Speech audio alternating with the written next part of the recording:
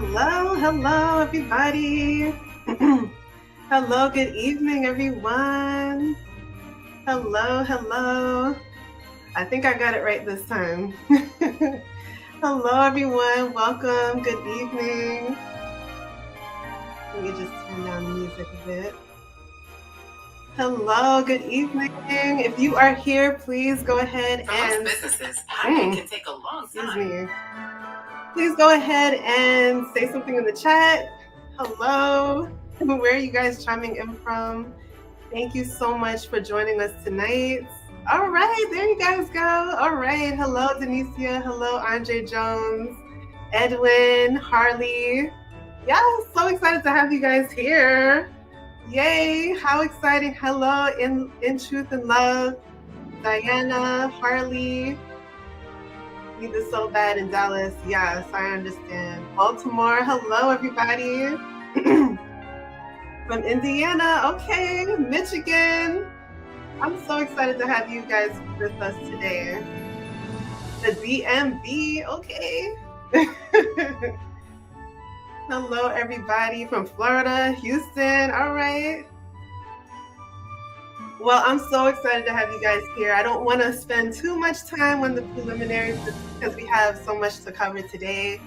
But welcome to our first festive Christmassy event. I'm so excited to have you guys here. This is our holiday resume rescue event. And if you guys don't know me, I'm Desiree, boss from home. I'm so excited to have you guys here with us tonight. So tonight we will be giving your resumes a little bit of a holiday sprinkle, a little holiday magic to help you shine in today's job search. So whether you are starting off fresh in 2024, 2025, or you're just looking to level up your career, you are in the right place. Let me go ahead and turn down the music just a little bit so as not to annoy you guys. So yes, and of course, I couldn't do this without the amazing help of Ashley Thomas. We have her here with us again tonight. Ashley is a certified resume expert, a career coach, and someone who has helped countless job seekers land their dream jobs. So I just want to give you guys just a bit of an agenda before we get started with our only game of the night before we get into the resume reviews. What we'll we be doing tonight? So number one, we have a little bit of a game. You guys probably recognize it, but this time we have a little bit of a holiday twist to it. We'll also be reviewing some of the resumes that you guys submitted and providing expert tips on how you can make them shine. We're going to be conducting a live experiment testing a resume tool that you guys, I'm sure you know about because everyone is talking about it online. And a lot of people swear by it. So we are going to see if it really delivers. Does it work? Does it not work? You guys are going to find out with us. And as always, you guys can always drop in your comments or your questions in the chat. So grab your hot cocoa. I have my little cup of tea. And get cozy. We're going to have a great night tonight. So let's get started with our game. And you guys may or may not recognize this game. If you are new here, you probably don't know that we always open up with the game just to get you guys warmed up and excited for the rest of the event. So let me go ahead and add it here. Guess the job, but this time it's with a holiday twist. So these are jobs that have a little sprinkle of Christmas holiday cheer in it. All right, so these are, okay, so these are jobs that you guys may or may not recognize. A lot of the times when we play this game, it's just, a basic general guess the job, but this time we're talking about holiday themed jobs. So I think that I can stump you guys this time, but we will see. All right, and I will get to you guys some of the comments that you're mentioning shortly. Right, so let's get started. So how do you play this game? It's really simple. guess the job based on the series of emojis or pictures that I share with you guys. We only have 3 series just so that we can get started into our event for tonight, our resume review. And when you guess, just simply drop it in the chat, all right? So let's get started. All right, so first one, guess this job. Based on these emojis, are you able to guess the job? Guess the job, guys. And when you guess it, please put it in the comment section. I'll give you guys a little time. You know, this one is a little difficult.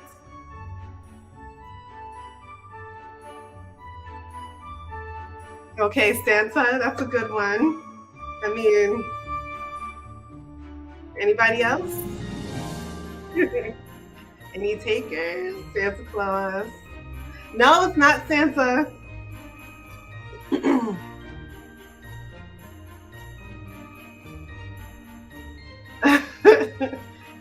Okay. All right, let's get into it. So the answer is, anybody else want to answer? Winter snow removal. That is a good one, but it's not. That's not the job. Amazon worker. Zookeeper. Okay. All right, guys. So the job is Santa's workshop elf. I guess you could kind of say Amazon worker, depending on which work that you're talking about. But yeah, the penguin, the snowflake, the sleigh, Santa Claus, you know? Does it match up? Probably not. All right, second one. Guess this job. Based on these 4 emojis, what is the job? Thank you. I thought that was a little cheesy, but you know, it'll stump you guys somehow. Guess the job.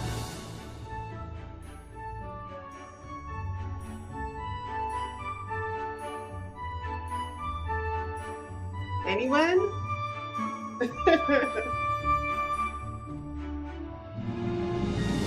Yes, we have a factory, we have a worker, we have a Christmas tree.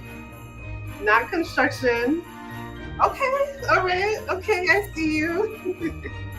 All right, so Jay Men's, guess this one. It is a gift wrapping specialist. This is a gift wrapping specialist. The gift in the factory, the worker is working on the gift. It goes under the tree. All right, last one. You guys ready?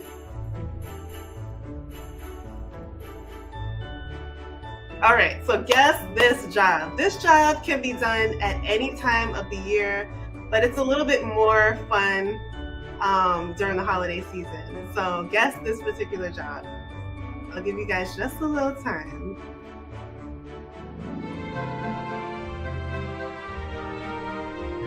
Instacart, that's good.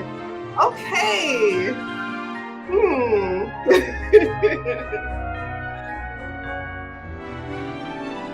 PayPal. I am done with Christine. Okay, all right, so hold on a sec. You guys are good. I didn't think you guys would get this one, but you did. A personal shopper. All right, good job, guys. Good job. PayPal. Wait a minute, let me see. Okay, I kind of understand it. Instacart shopper was really good as well. All right, okay. That was a lot of fun. What did you guys think about the game? Was it fun? All right, so without further ado, we are going to get started. We're going to bring about our favorite resume writer, our recruiter. You guys have seen her plenty of times here on the channel. She helps you guys all the time. Every time we come about with our virtual job fairs, we talk about resume writing and how to stand out in today's job industry. You know, how to really stand out, how to tailor your resume, how to shine as a job seeker and land, you know, your best job, we always bring her here, and she's always just a huge asset to this channel. So without further ado, Ashley Thomas. Hello, so excited to have you here tonight. Oh, hey, there we go. I thought I hit it. Hey. yeah. I'm here. I'm off mute now. I've got my life together now. Yes. All right. Well, let me go ahead and move myself. Okay, so yes, I'll let you take it away. I've talked enough, and I'm sure everyone is ready to get started. All right, good deal. Somebody said that was fun. Yeah, it was fun. And if we were playing for money, I'd be. I know. No. Thanks for having me. No gifts today, guys. Everyone is a winner today. I'm going to share my screen. Yes. Let me turn down the music a bit.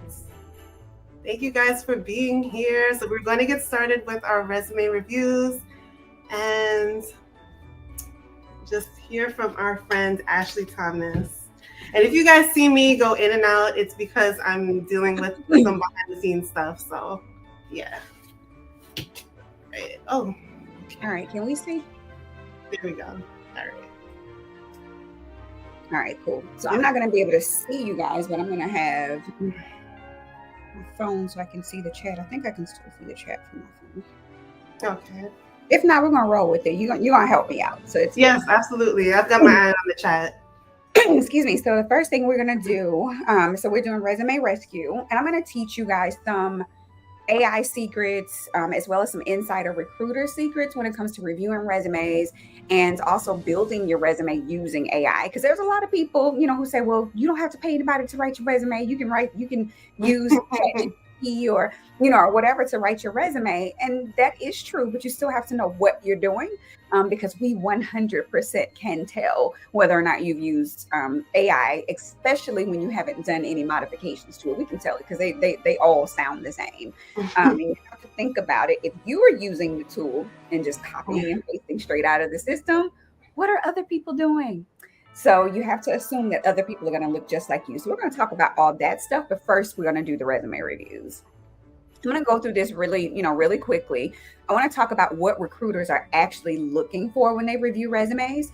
And so there are some hot spots that if I get a resume on my desk, I am going to look for these particular areas. And this is how, you've heard maybe that it takes recruiters maybe 6, 7, sometimes 10 seconds to review your resume. And you wonder how in the world are they looking at my resume or reading my resume for real that fast? And that's because we are scanning the document looking for certain things. And, I like to call them hotspots just when I'm explaining it to people. So first and foremost, I'm going to look at the contact information because I want to know the person's name. I want to know whose resume I'm looking for. A lot of times you guys are using systems like Canva, and they make these pretty resumes, but a lot of times your information is not transferring into these systems. So it may have part of the position you're applying to, because those templates will put the title of the resume or the title of the position that you're targeting in with your contact information. And so when the ATS goes to parse that information, or it pulls that information from your resume, it gets all jumbled up, and then you don't check your profile to make sure your information is correct. So your name ends up being address or something like that. And then your phone number gets all jumbled up. So you have to be really careful when you're using these tools to build your resume, because a lot of times those systems are built in other countries. So they are not built for people who are applying for jobs in the United States. So if you look up the origin for those companies that have all these resume builders that are free, that are low cost, and and all this, they are not made for you, honey, and you're in the United States. So first thing I'm going to look for the name and location. The reason why I want to look for the location is because if this is an on-site position, I want to make sure the person is eligible to, to work in that location. I'm also going to look at job titles. So I want to see the official job title that they've had, because I'm looking for similarities. So if I'm hiring for an accounting specialist, I am looking for titles that are relevant to accounting. So if you have a funky kind of title that's very specific to your company, I would advise you to use the title that anybody else would know that you are. So for instance, if you're we play around and talk about Subway and say that they have a sandwich artist, right? But if you're anywhere else, you'd be a food service worker, or whatever the case. So you want to use what is common to anybody that's in your industry, not just your particular company. So use a regular title. Dates, we want the month and the year. You can use the years only format. I know some people use it to kind of disguise when they've had gaps on their resumes and things like that, and that's okay. But as your recruiter, I want to know how much experience you have. And if you're using the years only format, you could be chopping yourself off quite a bit of time. For instance, if you started working somewhere in, say, December of 2023, and then you ended that position here in December 2024.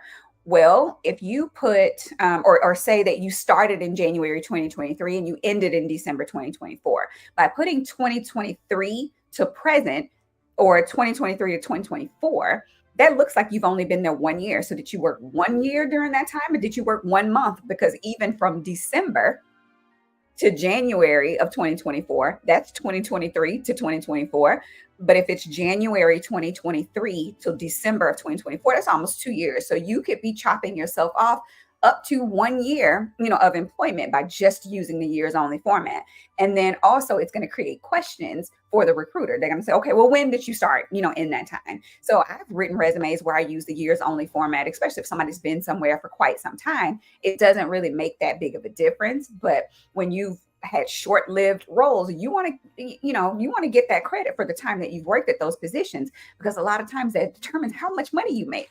So you want to make sure that you are using the best format for you, which I would advise you to go ahead and use use the month and the year instead of the years only format for that. I'm also looking at your duties and responsibilities real quick. So for instance, if my position is saying that you need to have 3 years of supervisory experience, then I'm looking really quickly at the job duties that you have for you to tell me that you managed 3 or 4 people, that, whatever, you had this many direct reports across this many shifts, or whatever the case may be, right? So if I don't see that, and I know right now I have those qualifiers, I can get rid of you. I don't have to read your resume in depth. You don't have supervisory experience, and this position requires it.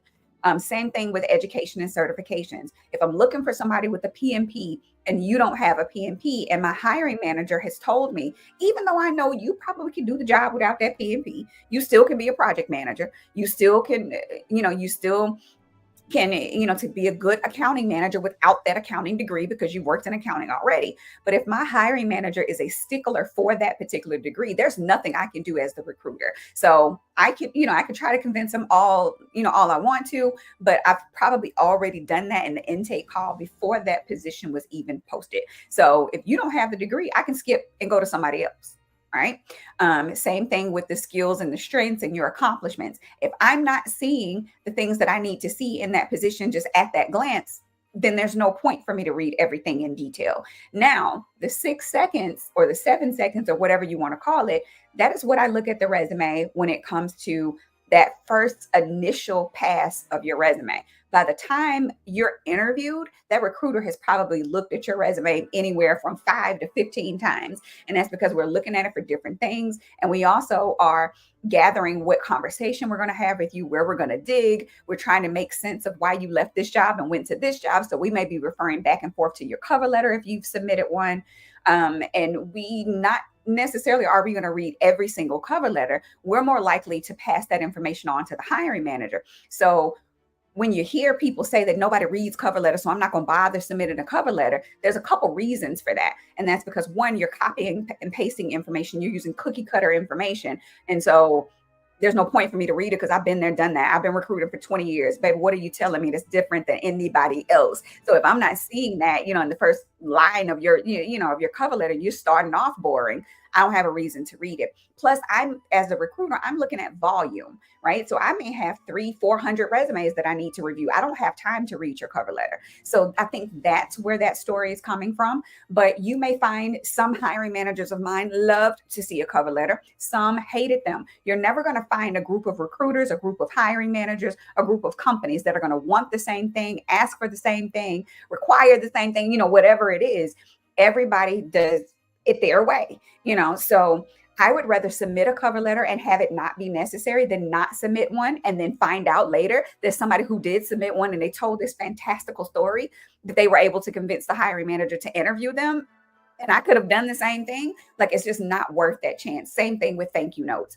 They may not read it, but what if they do? Because I have kept pretty much every single, especially handwritten notes, I've kept every single one that a candidate has ever given me. And I have not been recruiting at all this year. Well, since February of the beginning of this year, right?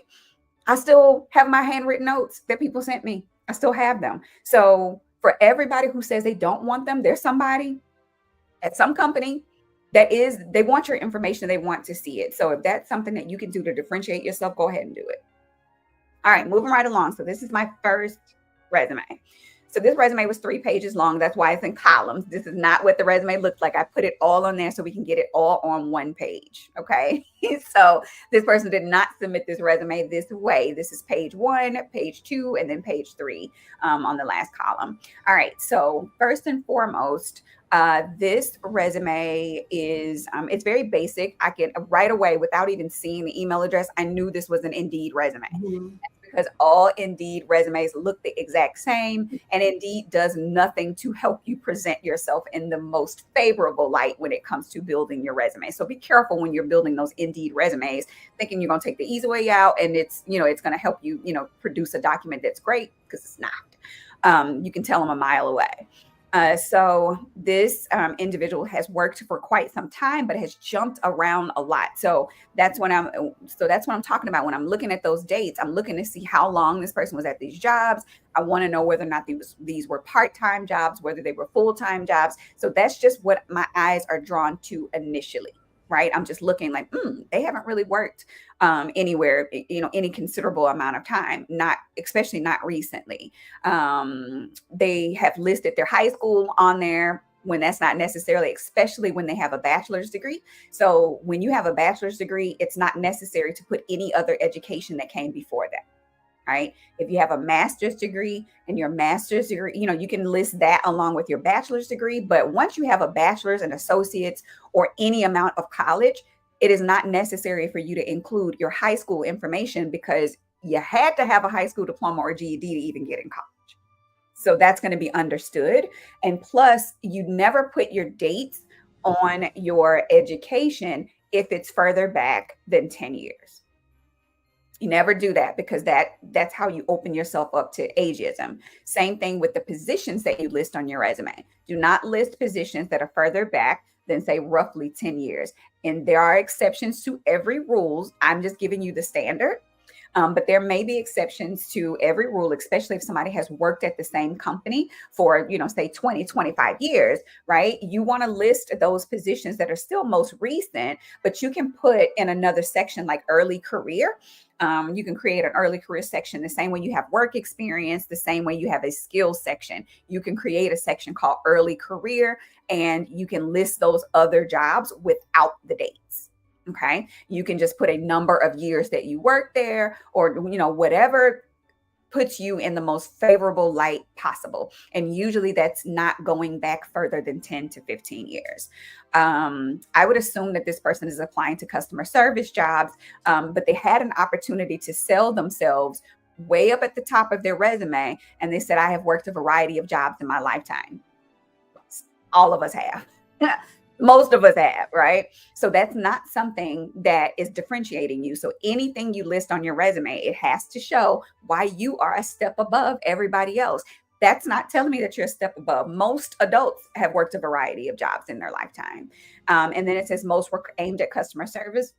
so was everybody else. So there's nothing really that's differentiating this person. So here it would have been a better, thing to say, I have this type of experience. I'm leveraging this type of experience to produce this type of result at this type of company. So if they were in sales, they could say that they are a sales professional, leveraging their relationship building and networking skills to drive year over year sales for it could be for telecommunications companies, right? So you're saying who you are, what type of skills you have, and then what benefit those skills will bring, and then tell the type of employer that you use to give, and that you either want to give those benefits to, or the companies that you have given those benefits to. And so that's a great way for you to have worked at a tech company, but to draw attention to that recruiter, letting you know right away that, I have experience in tech, or I have experience in healthcare. So that would have been a better use of this space. Indeed also does this thing where they say that you're authorized to work in the United States. That the employer's application is going to ask you that anyway. So don't fill things on your resume like this kind of no-brainer information that you really don't need to have on your resume. What else? There's not a lot of sentences on this resume. So this is customer service, cleaning, stocking, phone. What does that mean? What with those things? What successes did you have? So if you were working, at Dollar Tree, you worked with customers, you had to, maybe stock shelves. So that the reason why you were doing that was to make sure that the store had a better appearance to it, to improve the customer shopping experience. That's a better way for you to explain that you stocked something, right? If you're using the phone, we can chop that up into customer service. But talk to me about how you build those relationships with the customers. How were you able to get repeat customers? How is your personality able to convince, build that rapport with those customers and convince them to actually buy something, which is driving sales? That's what I want to hear from somebody who has been a cashier. You're not just a cashier, you're the face of the company. Like, you're the first person that they see a lot of times when they walk in, because you're the one who greets and tells everybody good afternoon, good morning, or whatever.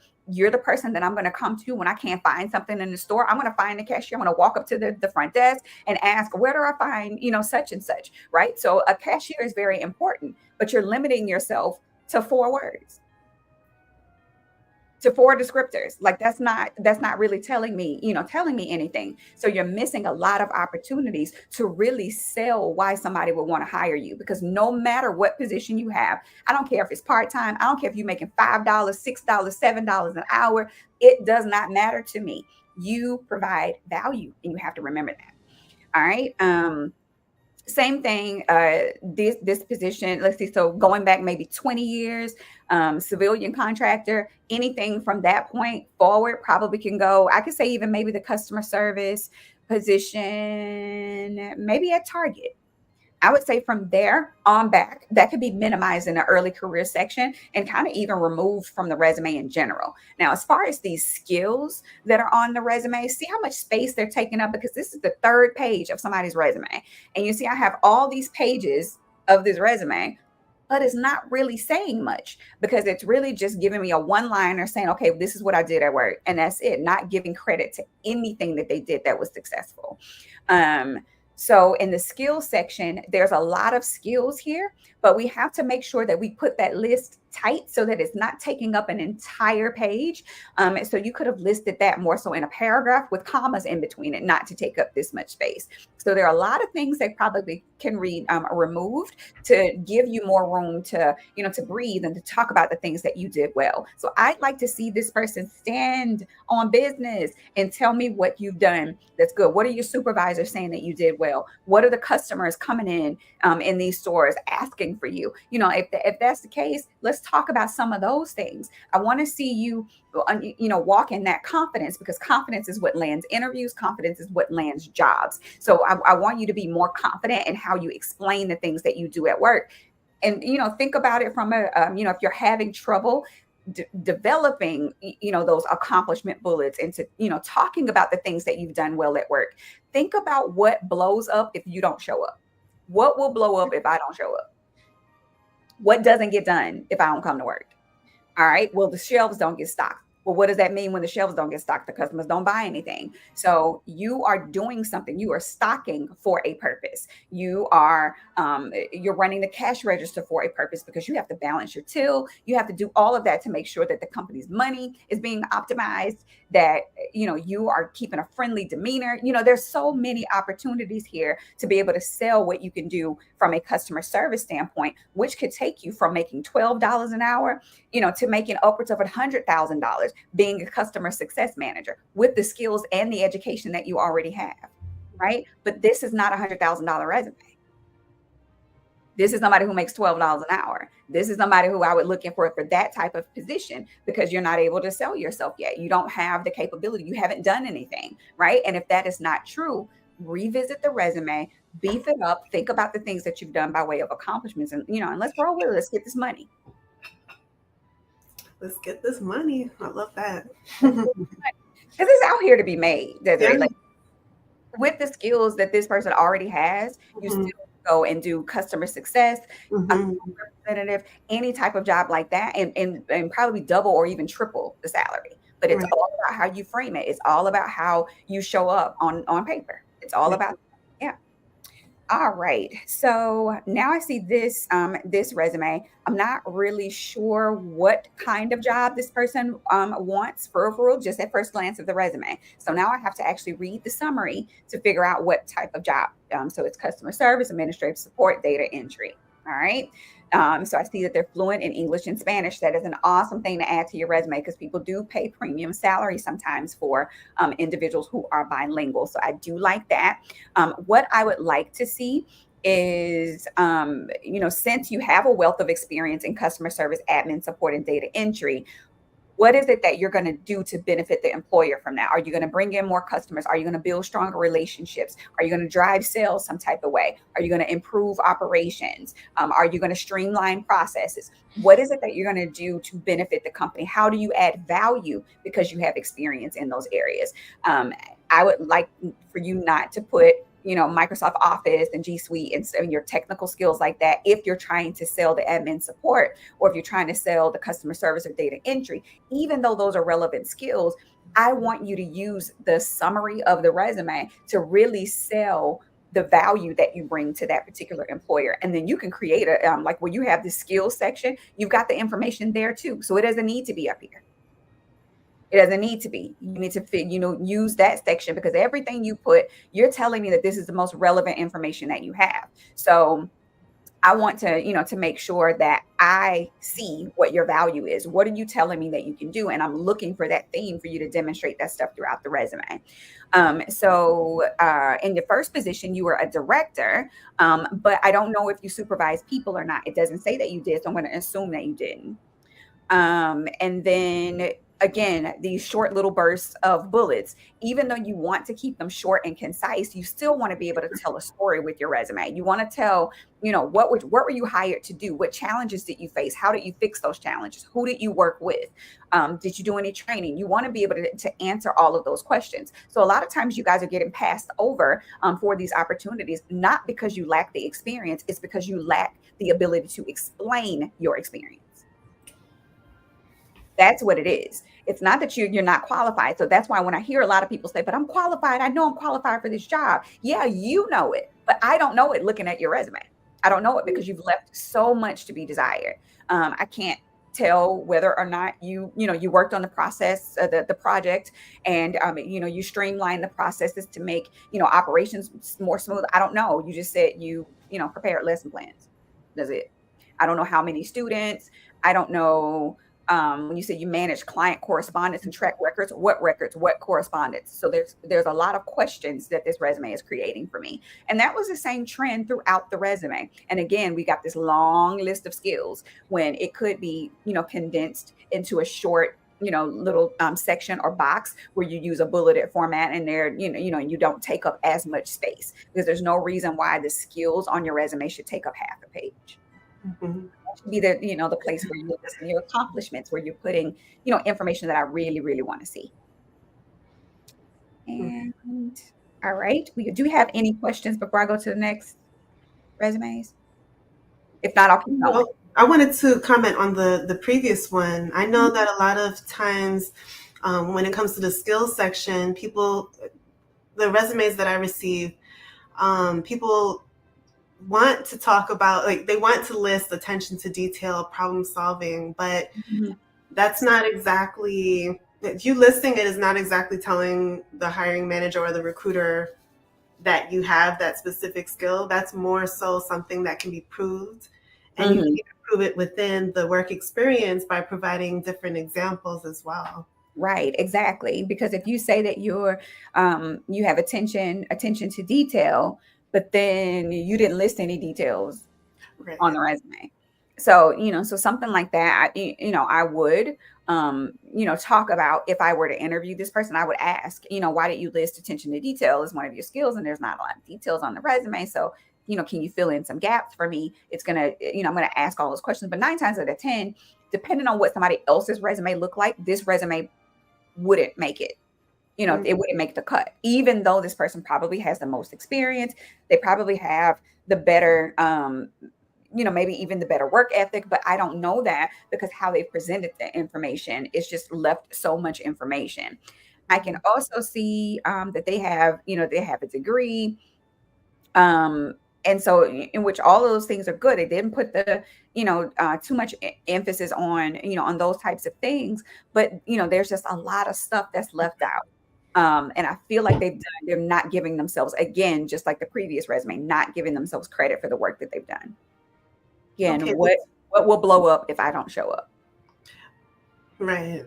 We do have one question pertaining to the resume. Does placement matter? I ask because I noticed that this person has a master's. However, it's the last thing listed. Or, yeah, listed. Yeah, so it depends. The job posting will tell you what matters and what order you should put things in. So for instance, if the very first thing that they mention on the job posting is that they need somebody with with analytical skills, then that lets you know that you need to say something about your analytical skills very early in your resume. So you may intertwine that in your summary section. You also want to give examples of your analytical skills where you've analyzed reports. Maybe you've had to do a lot of problem solving or whatever to figure things out to, again, you're streamlining those processes, you're doing things like that. You're going to want to list those types of accomplishments, those types of scenarios, on the document. If the master's degree is not required and say this position needed a high school diploma or equivalent, within the master's degree is not as important. So the master's degree can still go last.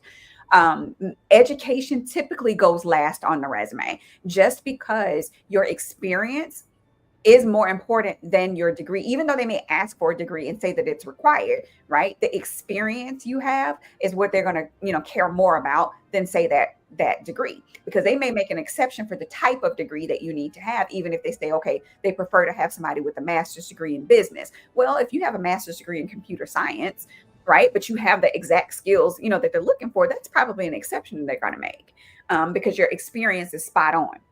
When you list the education first, you're telling me that my education is more important than my experience because I don't really have any. So that's why you see entry level resumes with the education at the top.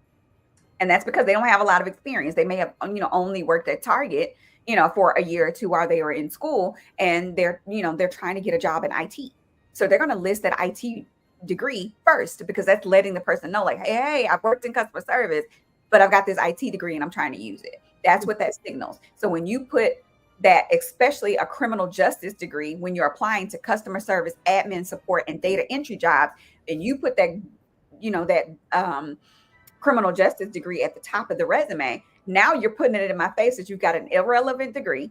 But then you also may not even be targeting this kind of job. Are you using me just to pass through until you can find something in criminal justice? But if you give me a banging resume and then your degree just so happens to be irrelevant and at the bottom of the resume, I'm already in love with what I see because you've given me the value. You give me that unique value proposition. You've told me those scenarios that I need to hire for somebody. You've given me those scenarios that are relevant to the person that I want to hire for customer service, for admin support and data entry, right? But criminal justice is irrelevant, so it doesn't need to be at the top of the resume. All right. We have another question, and thank you, Christine. Thank you so much. She asks, how do I list temp agency experience?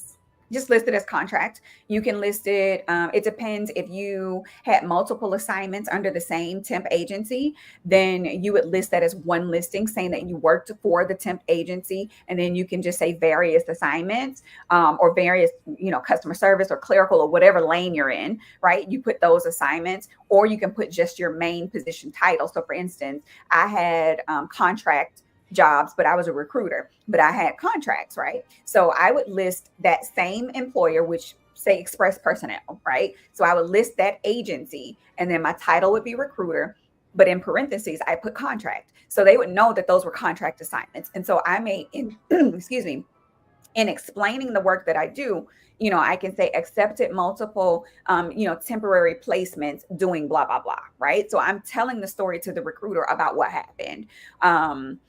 You can do the same thing if you were laid off. You can put in parentheses that it was a layoff. I wouldn't, recommend that you do that if you were terminated. But if there was a layoff, a restructure, or something like that, and that's something that's coming up over and over and over and over again, and you're tired of getting that same question, just put it on your resume, because the more information you list on your resume that alerts the recruiter or the hiring manager or whoever is reviewing your document, whenever you can make it easy for them to understand what happened, throughout your career, then the better. So, things like temporary assignments, contracts, position ended due to merger, whatever the case, just put a little one-liner, a little blurb to explain what happened. Okay, awesome. And we also have similar to what we probably touched on, but where should I list certifications? With the education. So you can list, depending on how many you have, you can list your education and certifications together. Most ATS will accept that in the same section of the resume. So you can list education and then put your education and then have a section called certification. So you can do it separate or you can do it together. Typically I just do it, I do it together, but if somebody has a long list of certifications, I might create a separate section to have that. Like same thing with training, education, training, certifications, all that's education that can go in the same section, if it makes sense.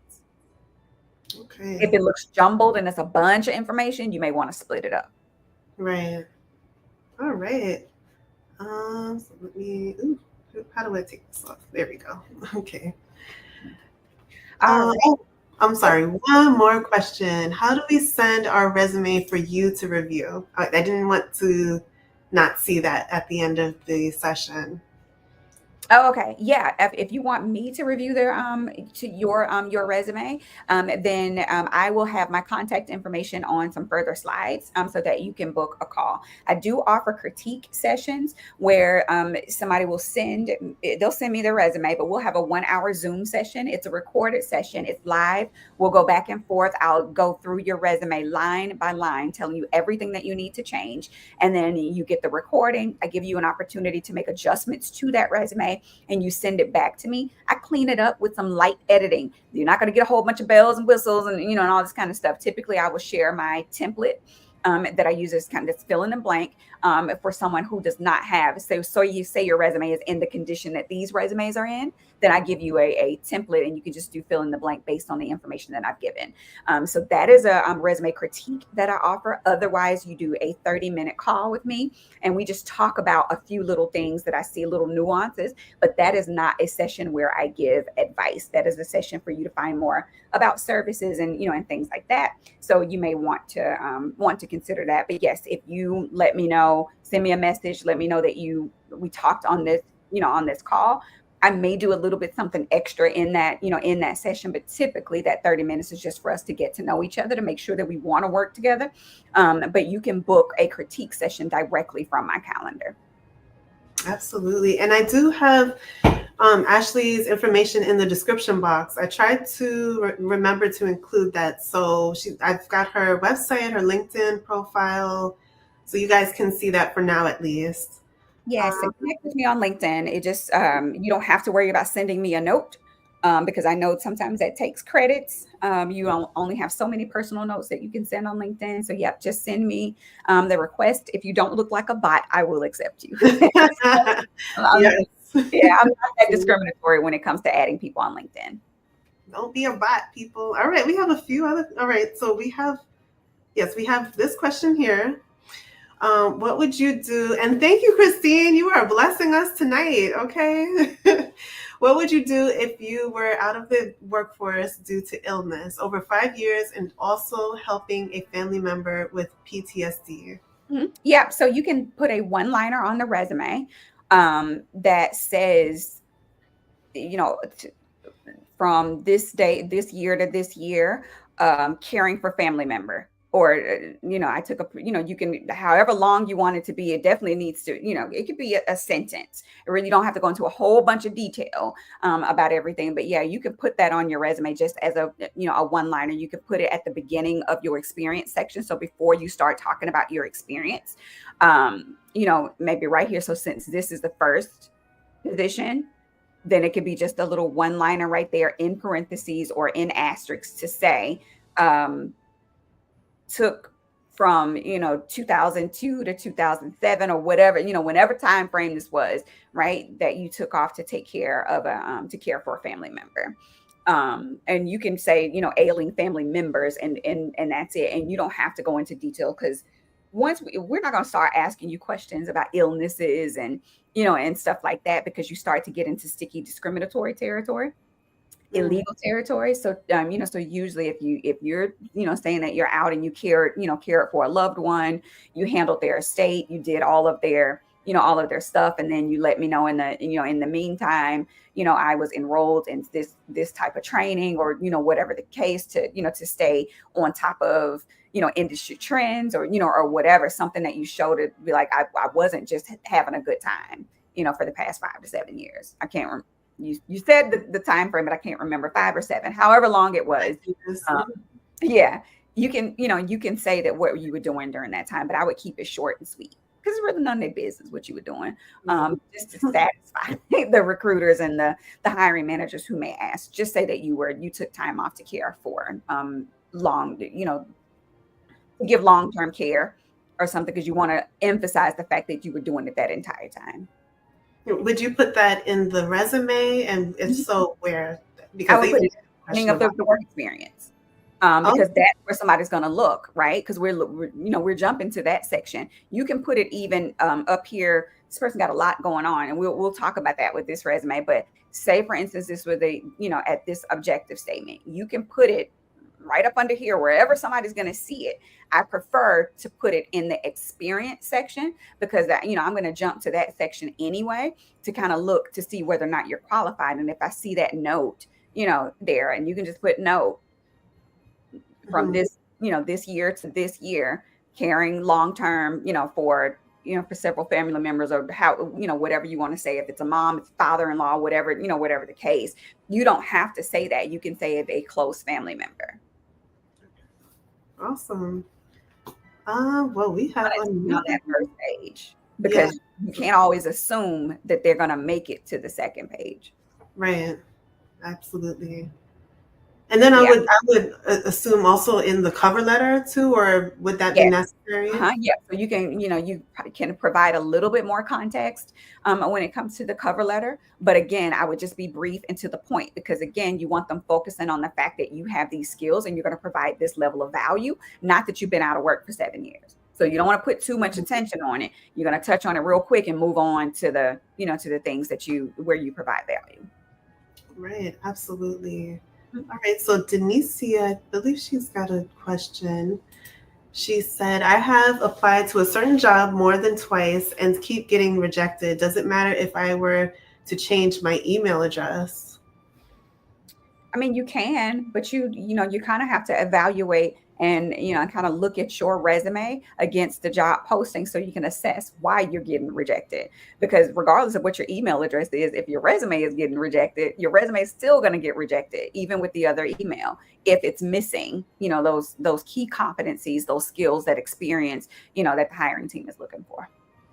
Yes. All right. And Christine. Okay, she made a few comments here. But I want to address too, before we move on though, applying to the same company over and over again, it may be necessary, for you to, for you to apply a lot of times. I mean, I have clients that have, been trying to work for certain, have been trying to work for certain companies, for years before they actually got hired. But, because sometimes it's just not your time to work at that particular company. And sometimes it means that you need to reevaluate whether or not you even need to work for that company, because sometimes it could be your blessing in disguise that you're not getting those opportunities, at these companies that you think you want to work at. Something similar, to that happened to me. I had to reschedule an interview because I was sick.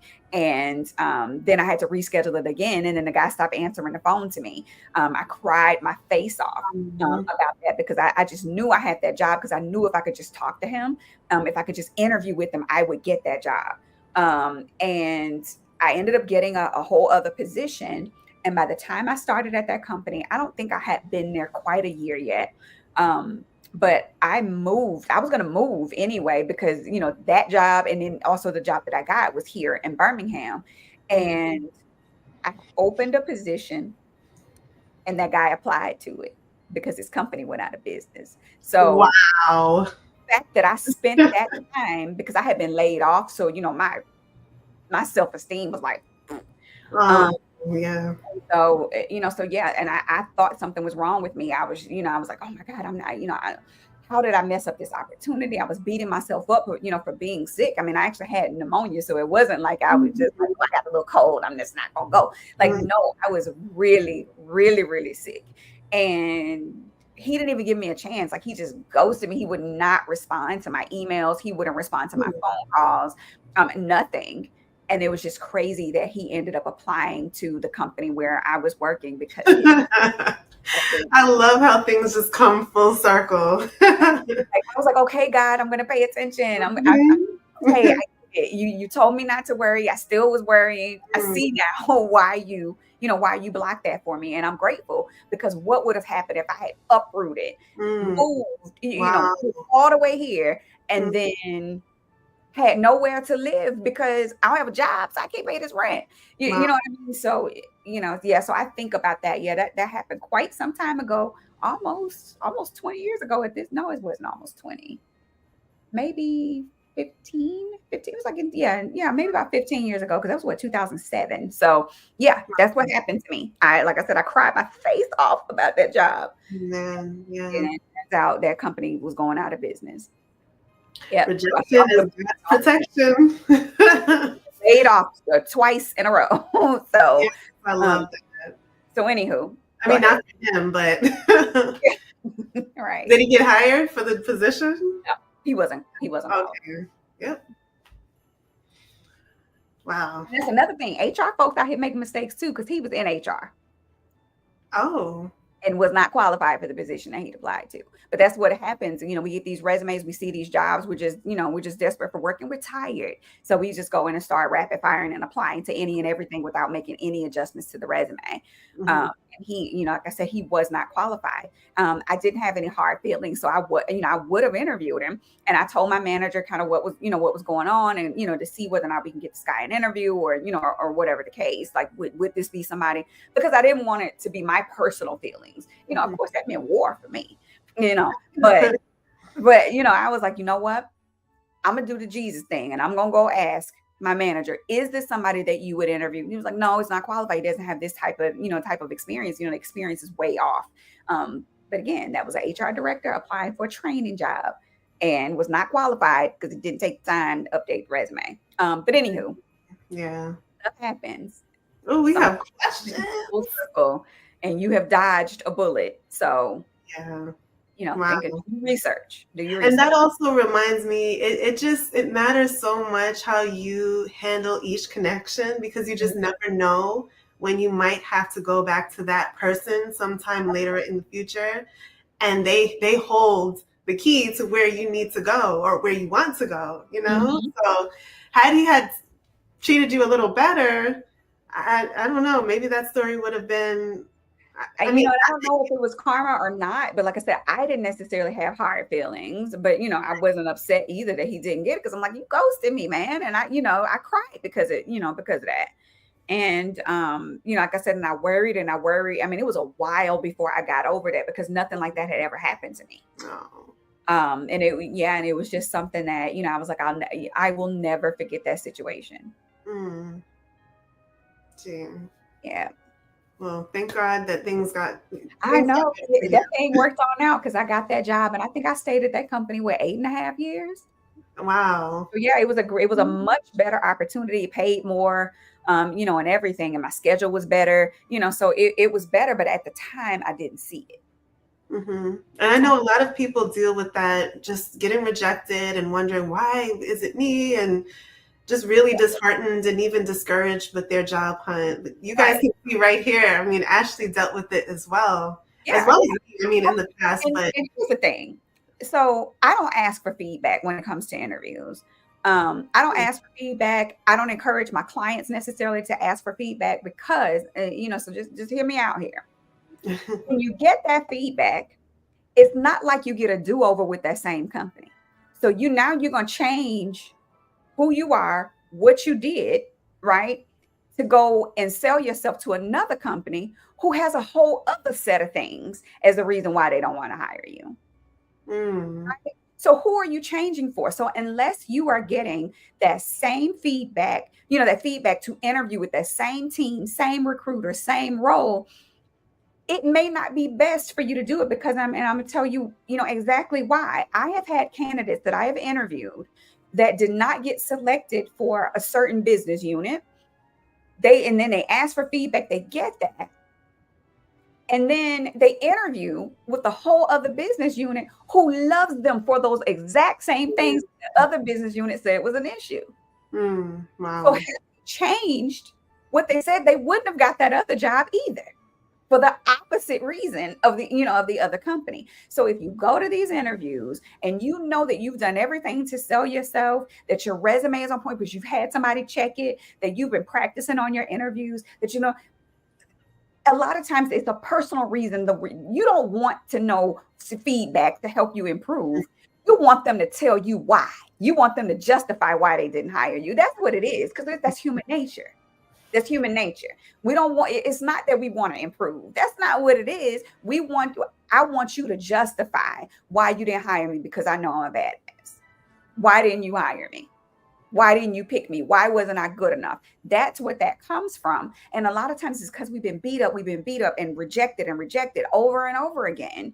And so we need something to grasp to say, okay, that's the reason why. Now I understand, because that makes sense. It's not going to make sense because sometimes I don't have a reason of why I rejected you. I don't have a reason. It's just that I could only hire one person. And unfortunately, it was not you. I cannot hire everybody. I had to reject some awesome candidates who had amazing experience. But guess what? Somebody else had amazing experience. Somebody else was awesome too. So sometimes it's nothing personal for you, the reason why you didn't get these jobs. You just weren't selected. It just wasn't your turn. That wasn't your opportunity. And I know it hurts. I know it's hard, but you still got to get out there. You got to do everything that you can do in your power to make these changes on your own. But you need somebody that's on your side who can tell you specifically, because waiting on a recruiter or a hiring manager at a company that has told them, that has restricted them from giving you that feedback anyway, don't spin your wheels trying to get that information, because you will never get what you want. It's not coming. So don't waste your time. Don't waste that headspace. Don't waste that mental energy trying to get something from somebody because you need them to prove to you, to justify to you why they didn't hire you. Don't do that to yourself. Right. Yeah. If you want the feedback, ask. But I'm telling you, I have never worked anywhere that has encouraged me to give feedback. Yeah. And I'm not going to lose my job behind you. Right. So I'm not going to tell you anything other than another candidate was selected. Another candidate better fit our needs. And that's because our legal department has told us that I can't say anything other than that. So it may be, a pointed reason. But again, that doesn't mean that that's going to be an issue for another company. Shitty people get jobs every day. That's true. Okay. Ugly resumes get interviews every day. But it has to do less of what the resume looks like, right? And more of what's included in that resume. If I see what I need, I don't care what color your resume is. I don't care care what font you use. I don't care about any of that. If you meet my skill, my skill requirements, if you've got the stories to back it up, if you can back up everything you've said when I interview you, I'm passing you on to my hiring manager. And they can see their ugly resume the same way that I did. But it's your content. That's the content is what I really want to drive home with you guys. And that's why I didn't even bother putting any samples here, because I don't want you judging yourself and feeling like you have to write like me or you have to lay it out like me or whatever. I want you to get your content first. When y'all get the content in order, then we maybe can do another session where I can teach you how to, design your resume and make it look clean and crisp. But for right now, we need that content, and content is what wins interviews. Absolutely. So we have this question here. I'll leave you with that while I go run to see what's going on downstairs. I'll be right back. Experience minimum amount to list on resume. So experience minimum amount. I'm not quite sure what. I don't know that there's a minimum amount of experience that you need to list on your resume. I mean, you need to have something there. So if you've never worked, then you would probably have 0 years of work experience, but you may have some training that you did. You may have coursework that you did in school. You may have some online training that you may have done where you've taken some workshops or, done anything professional development wise, anything where you learned something, that would be something that you would include on your resume. Now, when it comes to a maximum amount of experience, and we're talking about, just your regular standard civilian resume, we are not talking about federal resumes because those resumes will be, much longer. We're also not talking about CVs because CVs can be much longer than your traditional resumes. But as far as resumes are concerned, you're going to look at 10 to 15 years of experience. That's the rule of thumb. There may be some outliers, but generally speaking, you're going to focus on those jobs that happened within the last, as close as you can get to 10 years, with meeting the qualifications and, and showing that you have that relevant experience. But 10 to 15 is, 15 would be the furthest that I would go back the majority of the time. But again, there's always going to be some type of outliers. And I'm going to look here.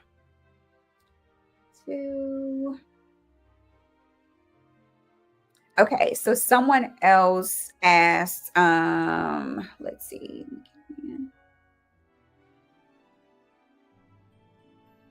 Okay, so there's a couple. Let me make sure that I didn't miss anything.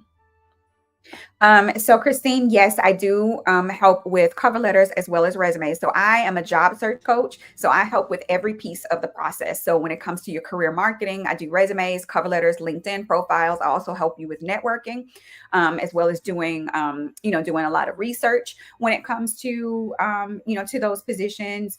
To those types of services, anything in your job search on down to salary negotiation.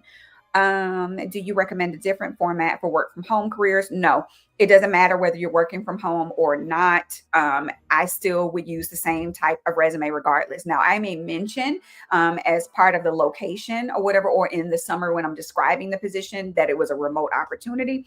But no, a work from home job doesn't, you don't need any different layout for your resume than you would for a regular position. Is there a way to know when your resume didn't pass the ATS based on the response letter verbiage? No, there's no way. So here's the thing. So the applicant tracking system is a database that holds resumes. That's it. It's not a magical system that has a mind of its own that's doing all this stuff. So it's not that necessarily you didn't make it past the ATS. You didn't make it past the person that was reviewing your resume that was in the ATS. Okay. Because the ATS is just a database. It's just a database. That's all it is. And so I may have a knockout question that will ask, do you have a degree in whatever? If you don't have that degree, you say no, then I can reject you right away. I don't even have to look at your resume because you don't have the degree that I'm looking for. So sometimes they'll use knockout questions. Are you eligible to work in the United States? You say no, boom, you're out of there.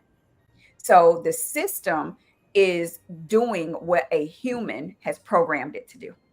So any of those knockout questions, I have to go in there and put those questions in there and tell it what my preferred answer is. right? So if my preferred answer is yes and you answer no, then that's it. Your resume goes away.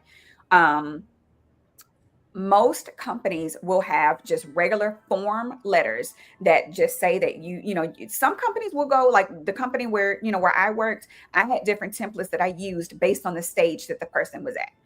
If I could include a reason in there, say they didn't have the amount of experience. So say when I was hiring mechanical engineers, we wanted people who had medical devices experience. So I may have said we went with another candidate who had medical devices experience. Right. So that way they would know, even if you apply again in 6 months, unless you went somewhere and got you some medical devices experience, you're still going to get rejected again. But most companies are just going to have that plain template where they're not going to tell you what, they're not going to tell you the reason at all. So again, y'all got to get your expectations in order. They're not going to tell you the information that you think you want to know. They're not going to tell you. Most times they can legally tell you what you want to know. So it's the humans that determine the algorithm that these ATS systems are rating your resumes. This is simply a storage bank for those resumes. That's all the ATS is. Now, the ATS may have some type of AI software that may screen the resume looking for those particular keywords. And so it may rank them in order of a match, the same way that you would, say you do some search results online and you're going to say, okay, this is a 95% match. This is a 85% match. This is a 2% match. I can still, because again, AI gets it wrong a lot of the times. I can go into the system still and see any resume. The ATS is not doing anything with those resumes. Anybody who has applied for those opportunities, your resume is still there. Your resume is still there. It's just, again, the ATS is what houses the resumes. That's all it is. So all this stuff where where people are saying, okay, the ATS is going to automatically kick me out or whatever. The ATS didn't do that. It's the human beings behind it. Right. Get that. Like, you can rest assured that there's a lot of recruiters out here reviewing a lot of resumes. Mm-hmm. Let's see. So I've got some other recommendations. I also I wanted to add something to Christine's question when she mentioned different format for work at home careers. Mm-hmm. Like you said, there is no different format for that, but there are ways that you can kind of hint that you have worked at home. Yeah. Like the technologies that you've used through if you have any type of experience working at home, whether you've taken home work, and I guess that would be considered hybrid, or there are different ways that you can show that, but you don't have to, there's no format for that particular. Right.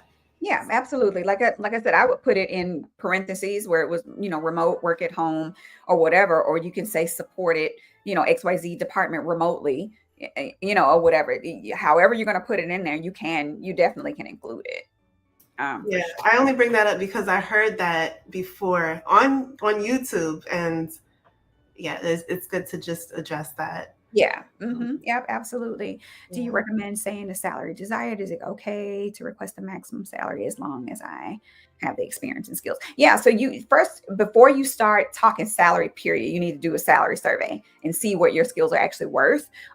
Because even though you feel confident in saying, okay, this is my walkaway number, this is what I want, this is what I got to have, you don't know if you're 20K below where you should be, or whatever. So you want to make sure that you've done that research and you know what positions with your type of experience, with your type of skills, with your type of education, all of that, what that is actually worth. Now, on applications, you have to make sure that if the salary is not on the posting, that, you're going to take a chance, because you don't know if they're budgeted for that, if they're just a low paying job and, and whatever. So you could not make the cut just based on the salary. Some systems will let you leave it blank. Some systems you have to put something in there. So you may put something crazy in there, like $1, right? And then you have a conversation with the recruiter and ask them what they're budgeted for that position. What is the range? Okay, well, the range. All right, well, then this is my salary requirement, or this is okay with me. So yeah, it really just depends on how that application is set up, but I would never discuss salary until I've done that research. And I would say like a salary.com or payscale.com, those are, really good for getting on a roundabout of what your skills and stuff are work. You can do a little survey real quick and then that would get it. All right. Here's another question. Can you see it on the screen too? Oh, Yeah. okay. Yeah. And we've talked about the time away from work. So I think we're good on that. And then with the transferable skills from another industry, um, you have to talk about what you did, and make it relevant to, to the company that you're applying to. So for instance, if you are a teacher and then you want to transition and be a trainer, you want to work in corporate training, then you're going to talk about the way that you were able to, to build a curriculum, because that is something that's relevant to that, whatever that posting for that trainer says. If the training, if it says that you need to, have created a, workshop or something like that. Okay, well then you're going to talk about how you, created your workshop or your training session or whatever, and you're going to mirror the types of words that they're using, but it has to be truthful. So that's how you use your transferable skills for, another industry. So for instance, I'm a recruiter. I've worked in multiple industries. I don't really have to change a whole lot because a recruiter is a recruiter is a recruiter. And a lot of times, whatever position you're applying to, it's going to be basically the same if you're just going from one industry to the other, and that's all you're changing. So most of your experience is just going to be automatically transferable. But when it is not, you want to look at every line of that posting. What are they asking me to do? When have I done something in my career that was similar to this? And you want to make sure that that's on your resume. If it's not on your resume, it does not exist.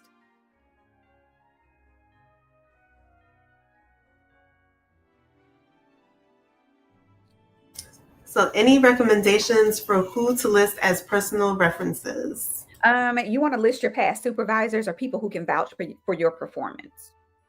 And you want to let your references know that you are planning to list them as references. And you also want to tell them what to say. So it may be, to your benefit to provide your resume to a reference, because depending on how long you work for them, they might not remember what you did. They might not remember that project that you worked on. So you need to let them know the position you're applying to. You need to let them know, the type of work experience that you want them to speak to and the certain scenarios that you want them to bring up. Because I'm telling you, these references get on this phone and they start singing like birds, and they are the reason why you're not getting jobs, because they're talking too much about the wrong thing. Is it okay to answer no to contacting previous employers? It's okay, but you run the risk of them feeling like, okay, that's suspicious. Why don't you want me contacting your past employers? Now, the only time it's not suspicious is when it's your current job, because I don't want you contacting my current job until I got an offer in hand. Right. Until I pass my background checks and and all this stuff. But when it comes to those previous employers, girl, why you don't want me talking to them? What you did? You did something. You hiding something from me. So, you have to think about the perception that comes across with that. Okay. Would you recommend reaching out to a recruiter before applying for a position to assess your qualifications? No, why are you double working me? So that means I'm gonna have to tell you in the inbox whether or not you meet the qualifications. Then you're gonna apply for the job, and then I got to review your resume again. No, if that's not something that you should be reaching out to a recruiter to assess your qualifications. You assess your own qualifications. Absolutely. Assess them first. So if you're reaching out to a recruiter, you should be reaching out to alert them that you have already applied, and then you're outlining exactly why they should call you, because you've got XYZ experience, you've had XYZ success. That's what you reach out to recruiters for. And again, that's a lot of times why a lot of you don't get responses from recruiters, because you are reaching out to them who they have hundreds of resumes on each one of the positions. Like I would carry anywhere from 20 to 30 jobs at a time, and hundreds of people are applying. I don't have time to be on LinkedIn looking at your resume. I need you to give me a reason to want to break what I'm doing to spend time, because that's what it's doing. Like, why am I giving you any special treatment to say, okay, let me review your resume and tell you what job is best fit for you? No, I don't have time to do that. I do not have time to do that. So your goal as a candidate is make it easy for them to determine that you are the best fit for that job. That's your job as a candidate, not to create more work for me. And I'm the recruiter, and you want me to spend 15 minutes to chat with you about opportunities that you could possibly get. No, ma'am. Yeah, that's extra work. You're not paying for that. I'm not doing that, right? Because I don't work for you. I work for my company. I don't work for you. Yes. All right. Another question. Any tips when changing careers? Be relevant. That's the be relevant and be qualified. That's the biggest tip I can give you. You still have to meet those qualifications whether you want to switch or not. Because again, your competition already has that experience. So you've got to convince them why they should take a chance on you, and you're switching careers. You're switching into whatever that's new. You're not, you're not already there. You don't have that directly related experience. So you have to make it easy for them to make that decision to go ahead and hire you, or to go ahead and at least interview and take you seriously, because the competition, that's also applied to the position. They already been working in the industry. They already, they don't need to make a change. So they're the sure thing. Yes. All right. You guys are coming through with the questions. I love it. How many years of experience should you put on your resume? 10 to 15 years. Yes. Anything older just is taking up space. Yep. Taking up space. You want to limit it to try to get your resume to, 2 pages or less. Unless you're an executive, and executives can have, 3 pages, but you really, even with executives, I typically will just, keep my resume at 2 pages. Mm-hmm. Yes. Mm-hmm. Yep. Okay. Christine, all right. You were typing too fast. It's all right. All right. When applying for jobs, what do you suggest to put when they ask for a salary range? Oh, yes, we mentioned this. Okay. Yes. And Nia, hello, girly. Okay, I'm just trying to understand why I'm getting nothing but rejections. I know I'm more qualified, and my resume is supposedly ATS formatted. Girl, who told you it was ATS formatted? Because there's thousands of ATS. So whoever told you that, they know every single ATS.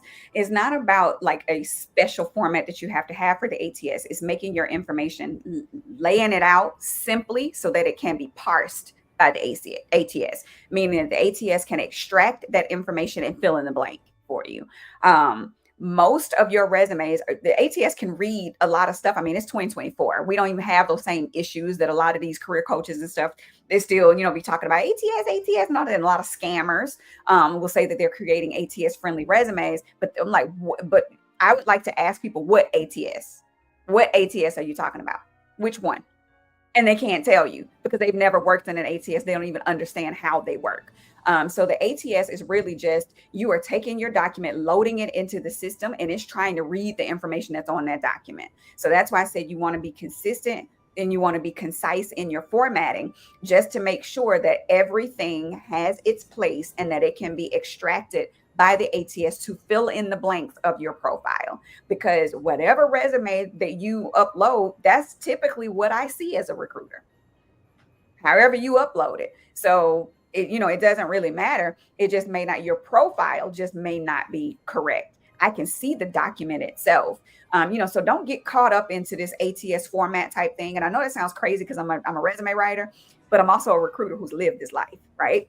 And I know a lot of the stuff that these coaches are saying, I'm like, what are you talking about? Like, that's not even how it works. Yes. She mentioned that she's been laid off 3 different times in the last 10 years. That's such an awkward part of an interview discussion.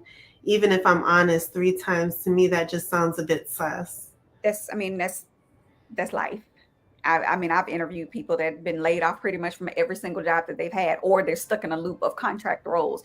That just happens. That isn't something that is outside of your control.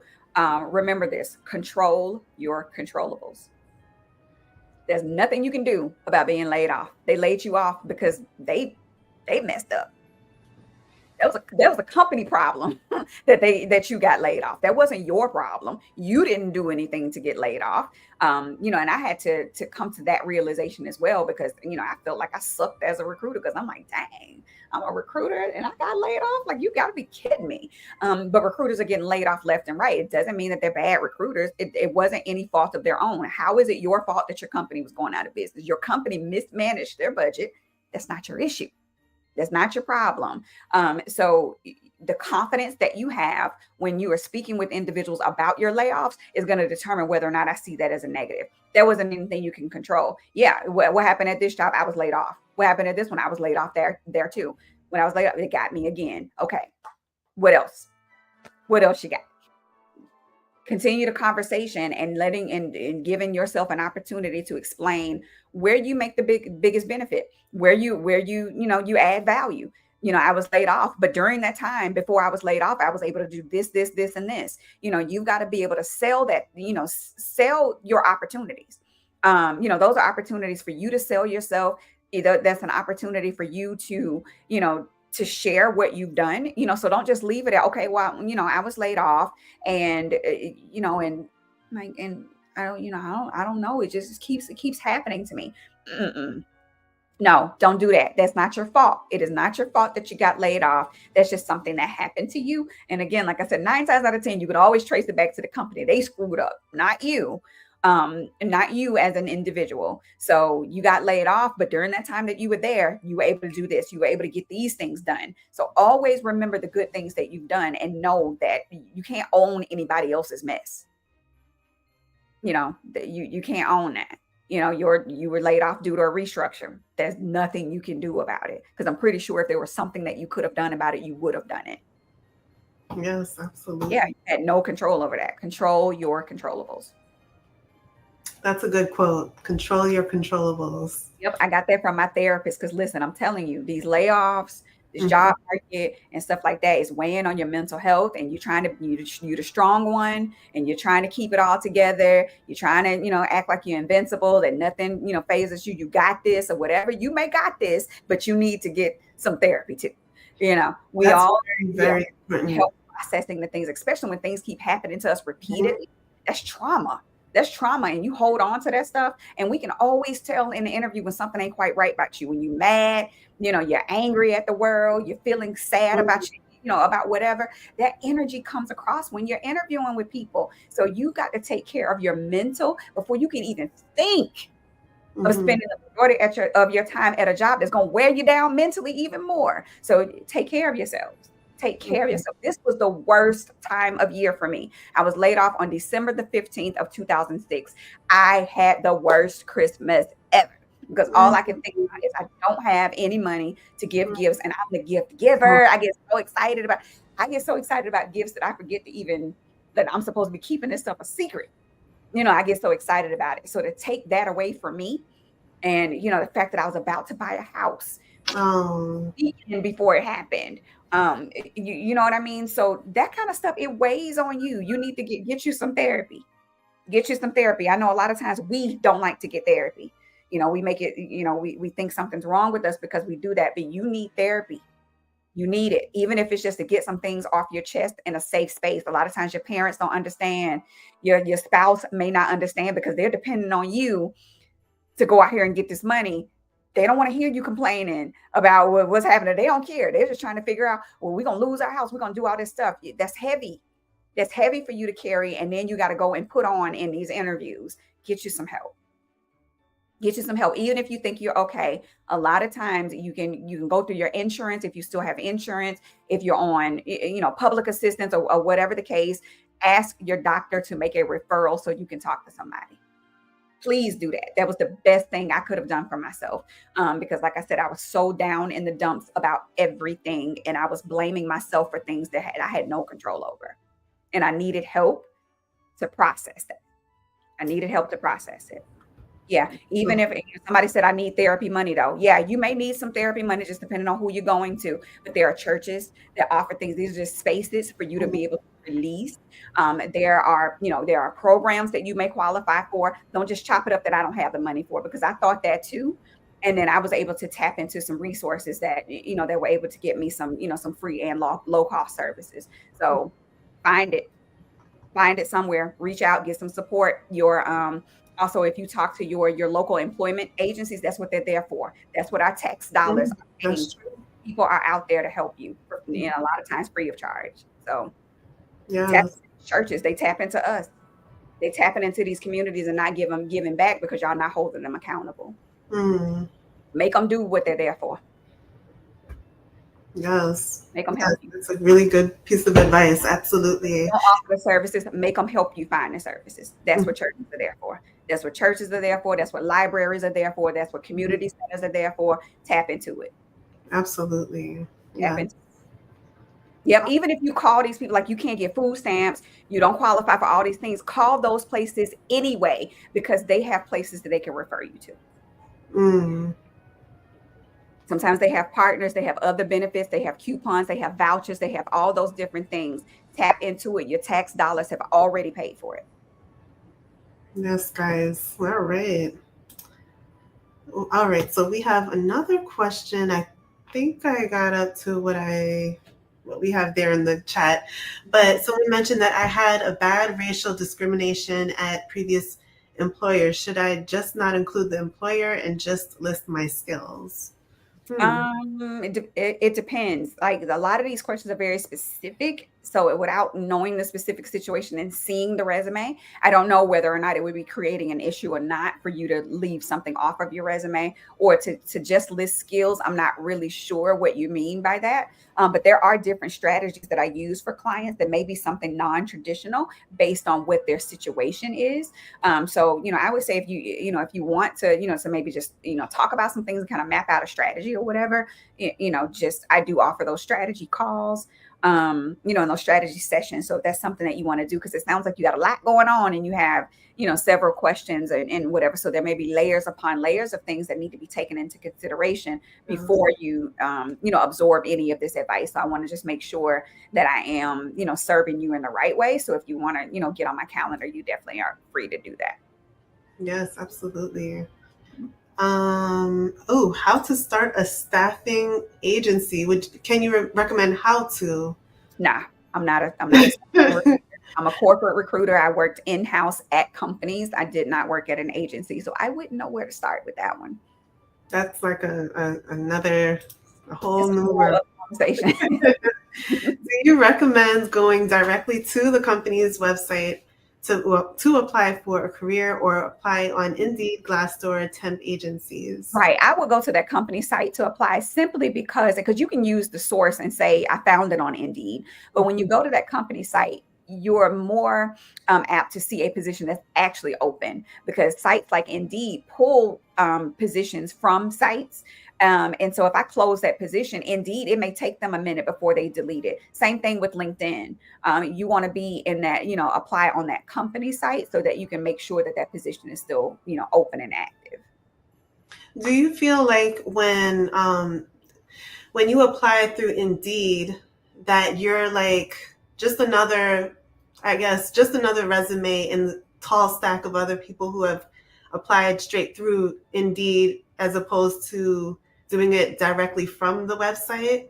If that Yeah, so makes I sense. posted positions on Indeed. When I did get somebody, that applied, I would send them a message to say that they need to apply in our official system. Because yeah, and you're applying on Indeed, but I need you in our system. Because that's the only way your information is official. And a lot of you are reaching, you're missing opportunities because you're not checking your emails. And you're assuming that it's just a regular confirmation email or whatever, and you're not even opening it because you're applying for so many things and you're losing track. So I would say definitely get a tracker to track the positions that you're applying to, but you need to start opening those emails that you're getting, and you need to start checking your spam folder and clear out them doggone voicemail mailboxes. Because when I people and they weren't answering their phone, I couldn't leave them messages rolling over, to voicemail and saying that the voicemail box is full. Oh no. So, That's so awful. make sure that you're doing those things. Check your emails, check your spam, clear out the voicemail mailboxes. Yes. All right. Um. Okay. Do you need? But having I want to make sure that this is a question. But having these job gaps may possibly be the reason behind not getting interest. I tend to overthink things. Yeah, one company went out of business, one dissolved the department, COO made changes. Mhm. So I guess that's trailing from one of your previous About gaps. points. Yeah, Mhm. yeah. And so with the gaps on the resume, you still can put an explanation there. You can still put a one-liner that you were looking for work during that time, or whatever. But I think if you put aside the position that that the company went out of business, the department was dissolved, I think that's kind of enough. It really depends on how long ago it was. If it was something within the 2021s up till till now, usually people kind of assume that that's COVID. A lot of people had gaps, so gaps are not as taboo as they were pre-COVID. Right. So now, a lot of people had gaps. A lot of stuff was going on in the world, let alone the country, so that's kind of understood. So just saying, putting a little one liner there to explain what happened during that time that, again, the company went out of business. I was looking for work, or whatever. I think that should suffice. The more information you give, I think you lying, you covering up. Stuff. You think about it, how you deal with people in relationships when they start over explaining, like, what you trying to cover? You trying to cover the track, whatever. Just be straight to the point. Like, it is what it is. There's nothing you can do to change that stuff. So don't sweat it. There was nothing you could do about that. Nothing at all. That was not your fault. All right, another one. I worked for the same company for 10 years. I was a coordinator, then moved up to a manager. I then moved cities and had to go back to being a coordinator. Only one manager per region. So how best to list this? You can list them as separate positions, but you also want to make sure that your title is reflecting the work that you did, because your title could have been a coordinator, but you're still doing manager work. If that's the case, then I would put a slash in manager. So coordinator / manager, because again, they probably didn't lower the amount of work that you were doing. I'm willing to bet that they didn't. They didn't do that. You were still doing the same amount of work. So I would put the slash title there, and then you can always explain that in an interview. But I think the slash title would do it coordinator / manager if you were doing the same level of work. Yes. I knew his faces. I'd have been in this thing for a long time. There's not much that I have not seen or had happen to me. That's why I do what I do. That's why I coach the way that I coach, because I was the person that was scared to speak up for myself, the person scared to negotiate my salary, and then got to work and figured out that somebody didn't do half the work that I did, made all that more money than I did, and used to be hot. And then, so I said that would never happen to me again. I've been laid off. I've been gaslit. I've had the manager that didn't know, they didn't know their eyeballs from their toenails. Work, and I didn't get there, I didn't get paid for it. I've had those opportunities. I bombed interviews. I've sent a crappy resume. I sent a resume out that had recruiter spelled wrong on it at the very top of the resume. So a lot of these things that I'm pointing out is not because, I'm up here and y'all down here. No, I'm down here with you too. That's how so I don't judge, but I want you to, to get the truth, as close to the truth as you possibly can, because it's hard out here and you're getting so much advice from all these different places. But understand, if it doesn't make sense to you, it probably is not something that you need to be absorbing anyway, because a lot of that advice is very blanket and it may not apply to you. Sometimes people start coaching from a place, this happened to this one person, this one exception, so I'm going to say that all my clients get this, this one thing. No, I'm here to help my clients understand how to better navigate these situations when they come up. I don't make any guarantees that I can, that I can guarantee you that I'm going to do whatever. I don't make the decisions about hiring when it comes to these other companies. You don't make the decisions either. I control my controllables. And one of my controllables is helping you get a resume that, that advertises your information or markets you in the best light possible. I can help you sell yourself in an interview with confidence, but I don't say that I'm going to help you, that I can guarantee that I'm going to get you a job in 7 days. Anybody that can tell you that, they're lying. Don't trust them. Don't spend a dime with them, because there's no way, unless they have some direct connection where they are the decision maker and they make that final decision. That's the only way that they can guarantee you something. Even with a great resume, I mean, you could still find it really hard to land a job, especially now. Yep. And depending on what industry you're applying to, it could be a high competition. Space. Right. So I'm gonna start back with the review so we can get through that, because we'll be here all. Oh, okay. I didn't know we didn't finish that one. All right. All right. You guys have the questions. I love it. Thank you so much. All right. So with this resume here, there's a whole lot going on. So they have an objective, then they have a summary. Pick one. Definitely can't do the objective because the objective is what you want. What hiring managers want to see is what you're going to do for the company. So I would say in this particular case, I would move this summary up to the top and delete objective. Because this says customer service within 7 years of experience, customer service within. I'm not sure what that means, but you can say you're a customer service representative or customer service professional or leader or whatever with 7 years of experience in problem solving, escalation, and all those things. And then you say focus on servicing customers in an effective way. So this isn't a bad summary, but it's not necessary to have both. So I would go from the job summary. First, your resume needs a title because it looks like you're going to be customer service. So you can put customer service professional at the very top of the resume and then lead with the job summary and job experience summary. And then you'll go straight into the experience. Since this person has not worked since June of 2024, I would add a one-liner here at the under experience explaining that they're taking training, that they are looking for work, or that they're doing something. What was the reason for that, for that gap? Explain where you laid off, or or whatever that case may be. There needs to be something there because now you're getting up to the 6-month mark where where there is no employment, and that's when people start really start looking at when it talking about those gaps.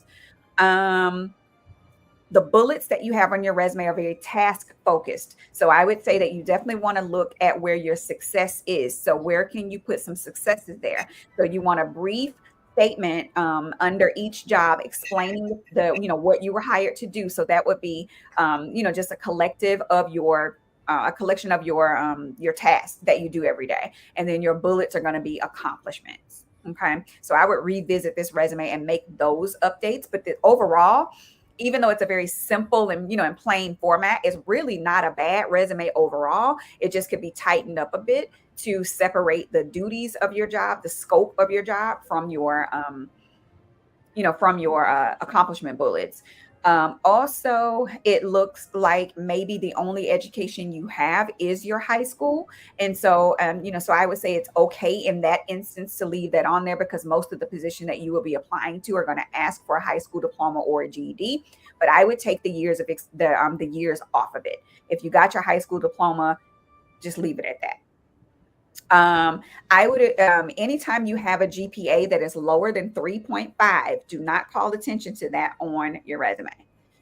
Because a 2.9, I think that's a C. Right. So you don't want to, start leading with that I was a C student, barely a B. Right. Even though you could have been, super smart, but you got to think about it. If a 4.0 is an A, a 3.5 is a high B. Right. Then you don't want to put 2.9, 3.0. I mean, I think that might even been closer to, to my GPA in college. I never put my GPA on my resume. What else?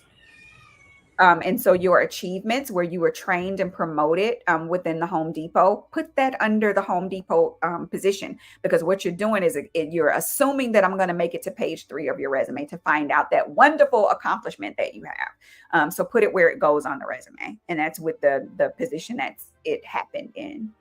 So I want to know where you got the Homer badge, and I want to know why you got it. So tell me why you were awarded the Homer badge, and then I want you to tell me that you were promoted in that position when so I want those 2 listings under Home Depot. All right, so for the next resume, so this person has obviously used a template, and it's a 2-column template. So I don't like this style of resume because humans read from left to right across the page. So from reading left to right across the page, what's happening? So now I'm jumping back and forth trying to read this resume. So I'm reading everybody else's resume that has a 1-column resume and everything is right where I need it to be. But then I'm having to jump around with this person's information. So you want to make sure that you're using a format that allows you to use the maximum amount of space. This format is limiting you to this little bitty section from through the white, it's giving you that space right there to talk about the jobs that you had. So your bullets aren't that bad, but your bullets aren't consistent either, because you got an extra little bullet right there and things aren't lined up. You want to make sure that you've got a scope of your job. So maybe you've got 1 or 2 lines under each position to explain what you were hired to do. And then your bullets are your successes. So you've got one bullet that has just one word, but everything else is a sentence. So that makes me feel like this resume is very rushed, and that they, just kind of throw some stuff on there real quick that somebody was looking for and they forgot to put it on there. It looks like an afterthought. So make sure that everything that you list on your resume is done with intention. But overall, it's not that you have bad information here. But there are some stronger skills that you got as a leasing professional. You talked about the relationship building, but what about the networking? What about the operations? What about the administrative stuff that you did? Don't talk about yourself in low level skills when you're trying to get upper level, type jobs. You worked as an admin at the Metro Delivery and transport, and you did all these different things. You coordinated board meetings and you did travel arrangements, but you don't have that as part of your skills. So be careful as what you list to your skills. And I'm going to show you. I'm going to go through this one more resume, and then I'm going to show you how you can determine what keywords are in resumes by using AI. Okay. So with this resume, interview availability and resume received, I don't know where that came from. That needs to go. That doesn't need to be on the on the document at all. If you got a summary section, which is okay, I would just like to see it expanded more to talk about the value that you bring. Are you saving money, making money, building relationships? What does that look like? The skills section is pretty long. It's taking up about half the page. So if I'm looking at half this page, right, just take this line all the way across. If I fold it, so what's above the fold, you're telling me that that's the most important information on your resume. There's nothing here that's super, super important that would make me be running to call this person for an interview, right? So you want to make sure that you've got your experience as far up to the top as you possibly can. So you really can group these skills in a different way. Like, you can remove the technical skills from here, and that's going to free up a lot of space for you to talk about some of these other competencies, and you can put them in, and like I said, say paragraph form and separate them by comma or whatever. But you don't want to take up a whole bunch of bullets, talking about Microsoft Office and, and Word and, and stuff like that, because the assumption is that you already have that experience. And so you may just list a little one-liner to put your skills all across on one line. Again, it takes up less space. For this, the same thing. Bullets are reserved for accomplishments. So if you have a bullet there, you're telling me that you accomplished something. And so you didn't. These are tasks. Perform quality assurance checks. You're providing clarification and assistance to staff. None of these should be bullets. That should be information that you're using to sum up what you actually did. And then you've got this position that's got all these bullets. It's bullet city. So you have to decide what is important and relevant to the types of jobs that I'm applying to. Your resume is not for you to just regurgitate everything that you've ever done in your career. It's for you to tell me what you've done in your career that's relevant to the job that I'm interviewing you for. All right. And so they've got their degree here and some of the coursework. The coursework wouldn't be necessary for you to list out if you're not applying for this type of job. Okay. And then this says websites, portfolios, and profiles, and it has websites. So you may have listed the website there. If this is a website that's your portfolio, that should be up here, and you can delete this section. It should be up with wherever you're going to list your phone number, your email address, your LinkedIn profile, and your portfolio should be up there at the top. Mm-hmm. Everything else okay, but I want you to take off references available upon request, because that's no-brainer information that's taking up space on your resume. Of course, if you want the job, you're going to give me the references. So you don't have to put that section on your resume anymore. That's an outdated practice, right along with the objective statement. So go ahead and just remove that from your resume as well. All right. So here's a job right here. I'm going to show you how to do some AI stuff. So this is a job posting. It's a VP of Deposit Operations at National Exchange Bank and Trust. So I'm going to stop sharing just 1 second here because I want to share something else. All right. So I'm going to go over to,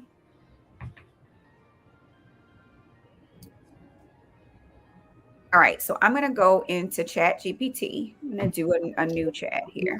That's here. There we go. All right. So so this is Chat GPT. What I'm showing you is I've got a job posting. And so I am going to ask Chat GPT to provide 35 competency based keywords from this job posting that I should include in my resume. All right. And now I'm going to hit enter. I'm going to scroll down and then I'll hit enter. And so that's the job posting. Okay. And then I'm going to hit enter and it's going to give me all of the keywords. Nice. So this is the AI tool we were talking about, guys. Yes. We talk about ChatGPT a lot and we hear about it a lot. So we're testing it here. Mm-hmm. Yep. So this is how you figure out like, what do I, how do I know the keywords in the job posting? Well, I can do it manually. I could do it manually. I can read the posting and say, okay, it says someone going to be managing staff and activities. Well, then I know that I need to show some leadership somewhere, right? And then it's saying that I do operational activities, so I need operations experience. They want me to work with these teams: fraud support, payments and reconciliation, imaging. So I know that those are keywords because those are departments.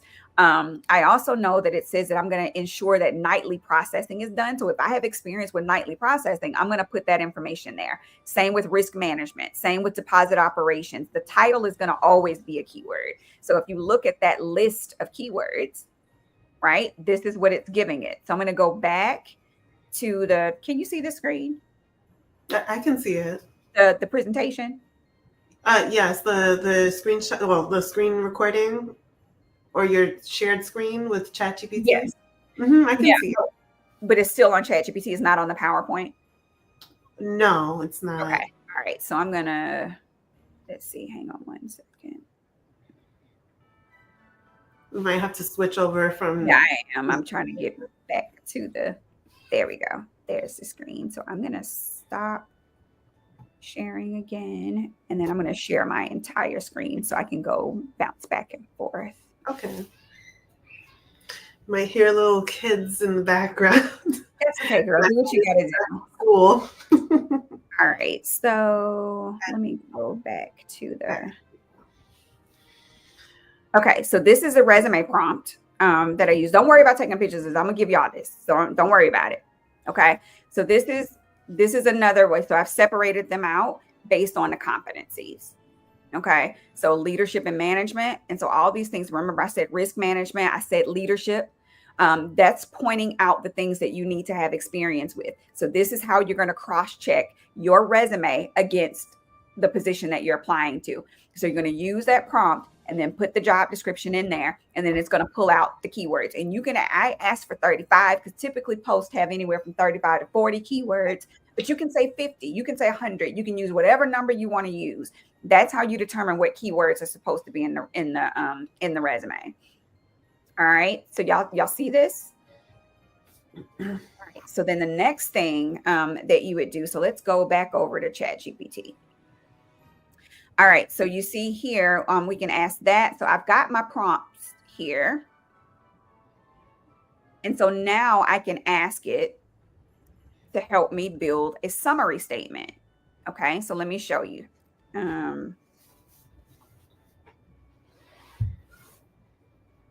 All right, write a sample resume summary for this posting. I want you to use 75 words or less because we don't want it to be real long because it's going to give us a long thing if I don't put how long I want it. So exactly. That's what I'm going to ask it to do. And so now it's going to say experienced banking operations leader with over 7 years of experience in deposit operations and 3 years of team management. So you see how it's mirroring exactly what the posting says. So that's why I tell y'all, stop copying and pasting right out of ChatGPT or whatever AI software you're going to use, because if everybody else does this same thing, they're going to have the same summary. And what ChatGPT is going to do is pull the information from that posting. It's not looking at your resume, because remember, I hadn't even done it. I haven't even put a resume in here. And it's already building this. So how does ChatGPT know this? Because I've asked it to build something based on this job posting. You see that? So anybody else who uses this prompt, they're going to have the same thing. So that's how, when I say that we can tell when you use ChatGPT, because these are the types of resumes we're getting, where the entire top part of the resume is the exact same as other people. The exact messages that they're sending in our inboxes look the exact same, because they're all using the same prompt. They're all asking the same generic, type questions. So you want to be as specific as possible. But what you're doing, this is why I asked it to write a sample resume summary, is so you can see how you can outline the information and you go and plug in your own experience. And you never want to refer to yourself as experienced. Anybody who has the experience for the job is experienced, right? So you want to use some other type of descriptor, whether or not you're going to be customer focused, whether you are mission driven, whatever it is that you're going to do to describe yourself. It's just, you're not going to use experienced, seasoned, accomplished, or results driven. Anything that's used is turned into a buzzword, was used over and over and over and over again, and it really doesn't have any meaning to it. Find a way to describe yourself that's more specific than that. But that is so that's that part. All right. So if you want these, I've got, for the sake of time, I'm not going to go through every single one of the, of the prompts. Okay. But here's the QR code if you want the AI prompts. If you want the prompts from the list. So you can scan this QR code. If you cannot scan it, you can just type in this. So, because sometimes you're on your phone, so you can't take a picture of it if you're watching the YouTube on your phone. So if you're watching this live on your phone, so you can go ahead and key in this link. You can answer just a couple of questions, very short questions, and then you can use the code RESCUE, and you can grab the AI prompts. I tried to put it in the chat, but it's not clickable. I don't know if you can exactly put clickable links in the chat. You may not be able to. Yeah. Not sure how StreamYard works. I will try to put that in the description. You know what? Let me grab that.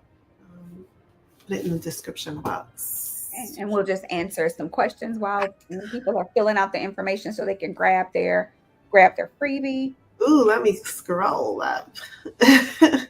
Let's see. All right, so, and let us know in the chat if you can access access this the QR code.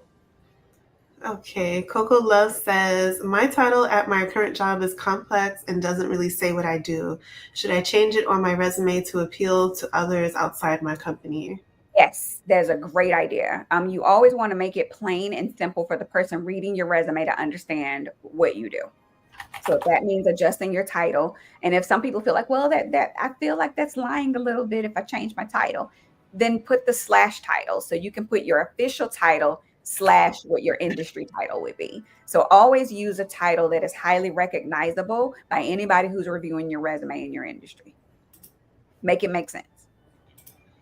Right. I remember you saying, some jobs might give you some quirky names, so you must always follow it up with what they're actually looking for to make it make sense. Right, right. Make it, speak their language. So that's what we mean when we say, speak in the employer's language. Then that means that you need to translate your information in a way that they understand it. Right. Yes, absolutely. But that's a great idea. Thank you for bringing that up. Yes. Okay, how would I list my college credits if I haven't completed my college degree yet? Just put how many credits you have, and if the coursework that you're taking is relevant to your job target, list some of those courses. And just say coursework includes. All right. Mm-hmm. Your advice is so helpful with putting the / because everyone assumes I was demoted when I actually moved because my husband got a job that we couldn't pass on. Yep. Yes. All right. Okay, here's a question right here. So Adrian says, I had to take off 1 year to care for a family member. Recent short-term contract jobs I had since I started working again don't really excite the reader at the top of my resume. Advice. So you took 1 year to care for a member, a family member. So that could be listed as a note. Took 1 year off to care for a family member. Boom. Mhm. So we got that. And then recent On the short. resume, just like that. And then what was the other part of that? She mentioned recent short-term contract. I'm sharing my screen, so I can't see. I can't read. Oh, okay. I'm sorry. Recent short-term contract jobs I had since I started working again don't really excite the reader at the top of my resume. Any advice? I don't know what that means. Doesn't excite the reader at the top of the resume, because you would put your contract jobs in order, in chronological order, the same way that you would do any other job. You would just put contract to the side of them. But if your contract jobs are not relevant to the job that you want to be doing, then you want to outline only your transferable skills that are a match to the job that you're trying to get. So you're not going to talk about those duties that you carry out that are irrelevant to what you want to do. Your goal is to outline any transferable or relevant work experience you have, regardless of the job it is. Great. So perhaps what you can do, well, I mean, you can always chime in and correct me, but would it be great if this person kept her contract jobs further at the bottom of her resume and more so had the related jobs at the top, and just labeled that specific section, what would you say, relevant or not relevant, but career experience or professional experience? You could do that, but I'm looking at volume, right? So is a recruiter going to have time to figure out what you've done? Because if those other jobs were further back, they can make an assumption that you haven't worked for the last 7 years, because you spent the last 7 years doing contract work, but you listed the contract work under. So you can't exactly tell them, hey, this is what I do, but, don't exactly look at the contract jobs, but look more towards this work experience. It's better if you outline the transferable skills, the relevant stuff that you did in those jobs, versus doing, like I said, you can do it in the section, but when somebody's looking at hundreds of resumes at a time, are they going to be able to understand what you did? And if the answer is no, you'd be better off just doing your transferable skills within the job. Now, if this was, a couple of years ago, this was pre-pandemic, before all these layoffs and before, all this stuff and the volume, of candidates that we would see, per opening. Yeah, I would have time to kind of figure it out. But these days, when I've got 500 resumes, I don't have time to figure out what Miss Girl has done, separating out her jobs like that, when I need to see it in chronological order. Right. Yeah. There's so much competition today. Do you see a lot of that competition even, because I know that remote work is super competitive right now. Everyone wants to go for remote. Yes. But what about the in-person, state or city-specific jobs? Do you still see that there's such a high volume in those jobs? Not as much. The competition isn't as stiff, because a lot of people, even if they're local, they don't want to go and work in the office anymore. So they're not applying to those roles. But those remote roles are oversaturated with qualified and unqualified candidates. Yeah, because you even have people from India applying to remote. So I've been trying as of recent to add in more in-person work, because I see how loaded it is remote, with remote work, and it just doesn't seem fair that a lot of people are applying and they're, so it might seem a little bit more realistic, at least until now, until you're able to get something better, for now to land something in person, to grab that experience, and then have what you need to take you to the next level. If you still do shift, some companies that, they have the possibility to shift to, to remote work at some time. Now, I wouldn't get an in-person job hoping, banking on the fact that they were going to, to shift to, to remote work, but it is a possibility, right? It is, but you got to think about it. that remote role opens up. Not only are you competing, like, so for your in-person jobs, you're competing most likely with local folks, with local people who have your skill set, who, they have the same type of experience, same type of education, they've done the same types of jobs, right?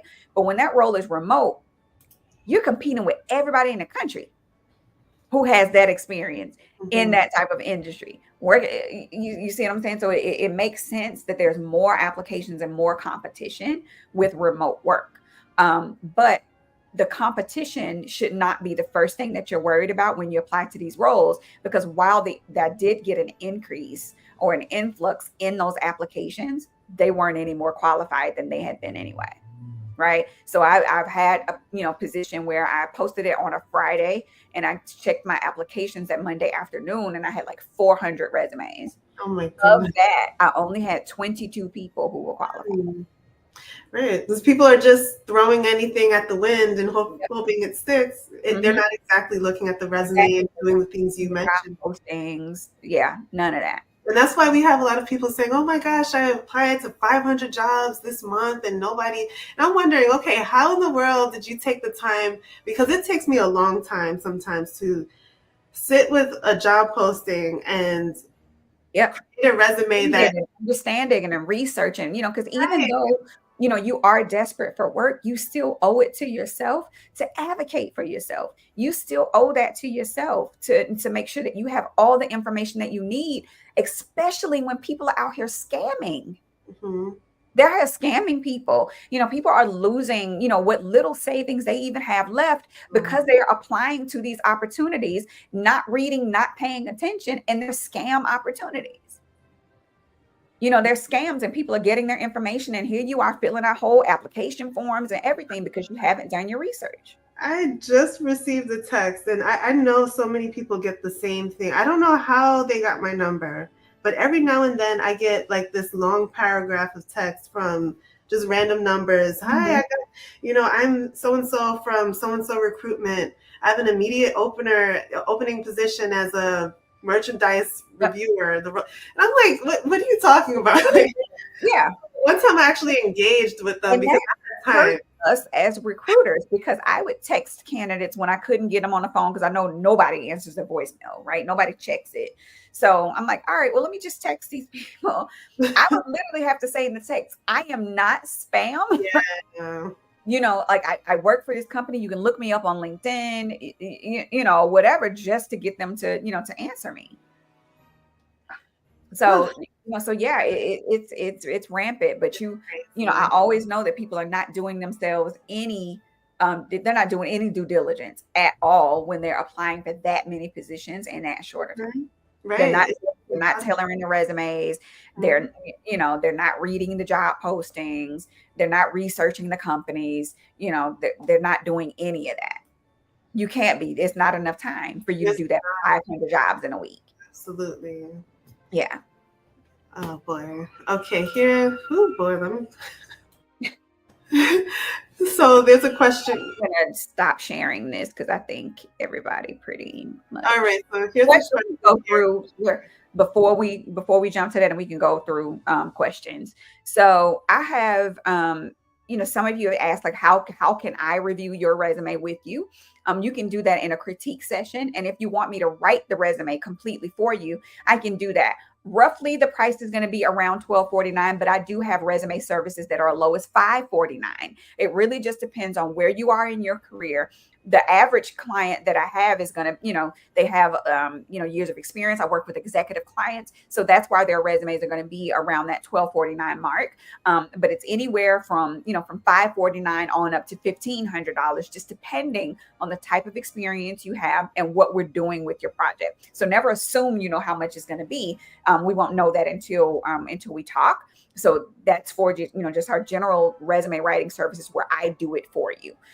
So if you want me to help you with your resume, you want to book a session, it's $3.49. Like I said, you get your completed resume in 1 to 3 days with that, but you are doing the work. So if you're comfortable making the adjustments on your resume based on what I suggest to you, that would be a perfect service for you. This is not really for somebody who's changing careers, who's already struggling, who doesn't, really understand the whole essence of writing resumes. But if you do pretty good and you've got a pretty decent resume, but I will tell you that in a free call. So if you want to book a call on my calendar is open.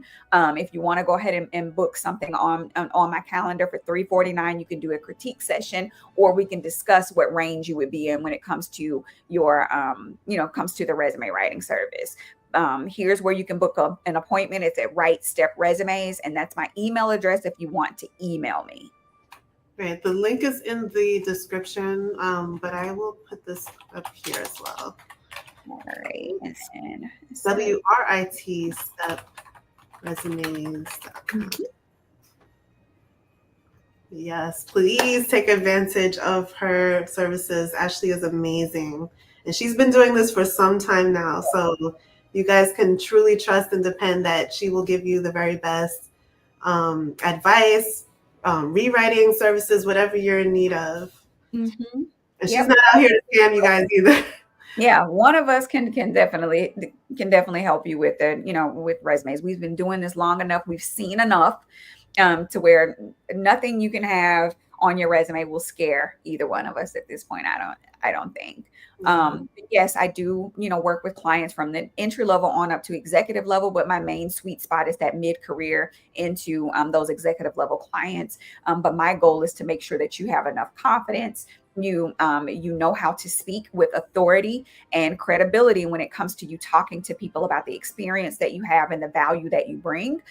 So if you're someone who is struggling to be able to tell your story, you're not quite sure whether or not your information is even going to pass the test, you have all these different questions, I do offer a service that is $349. It is for 30 days where you can ask whatever. You can email me or you can text me with whatever questions you have and I will support you through your job search for those 30 days. And that service is $349. So if that's something that you need, like, hey, I got it going on, but it's just, I run through so many questions. I don't know if this is a scam. I need to just double check with somebody. I do offer that type of support to clients as well.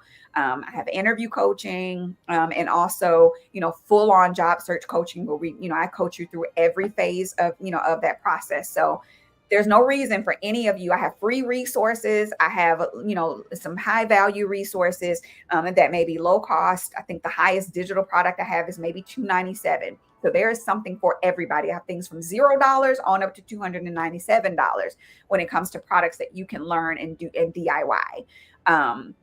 So yeah, I don't want anybody on this call to think that they can't get support. Between the two of us, we've got some products, we've got some services and things that can help you out and, and get to where you need to be. So yeah, I'm so glad you had me on. I really wanted to do this for people who are struggling, especially this time of year for the holidays, because this was it brings up a lot of stuff for me because I was laid off right before Christmas. So I'm so sorry to hear that, but I'm so glad that, you're a testimony that things can turn around. Oh yeah. And y'all get you some side businesses.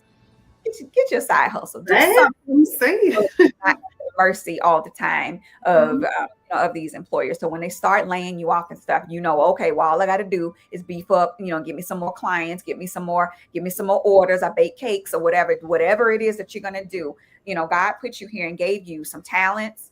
If you don't know what your talent is, get with somebody that's going to help you find out what that is. But you never want to put all of your faith in these jobs because they're not stable.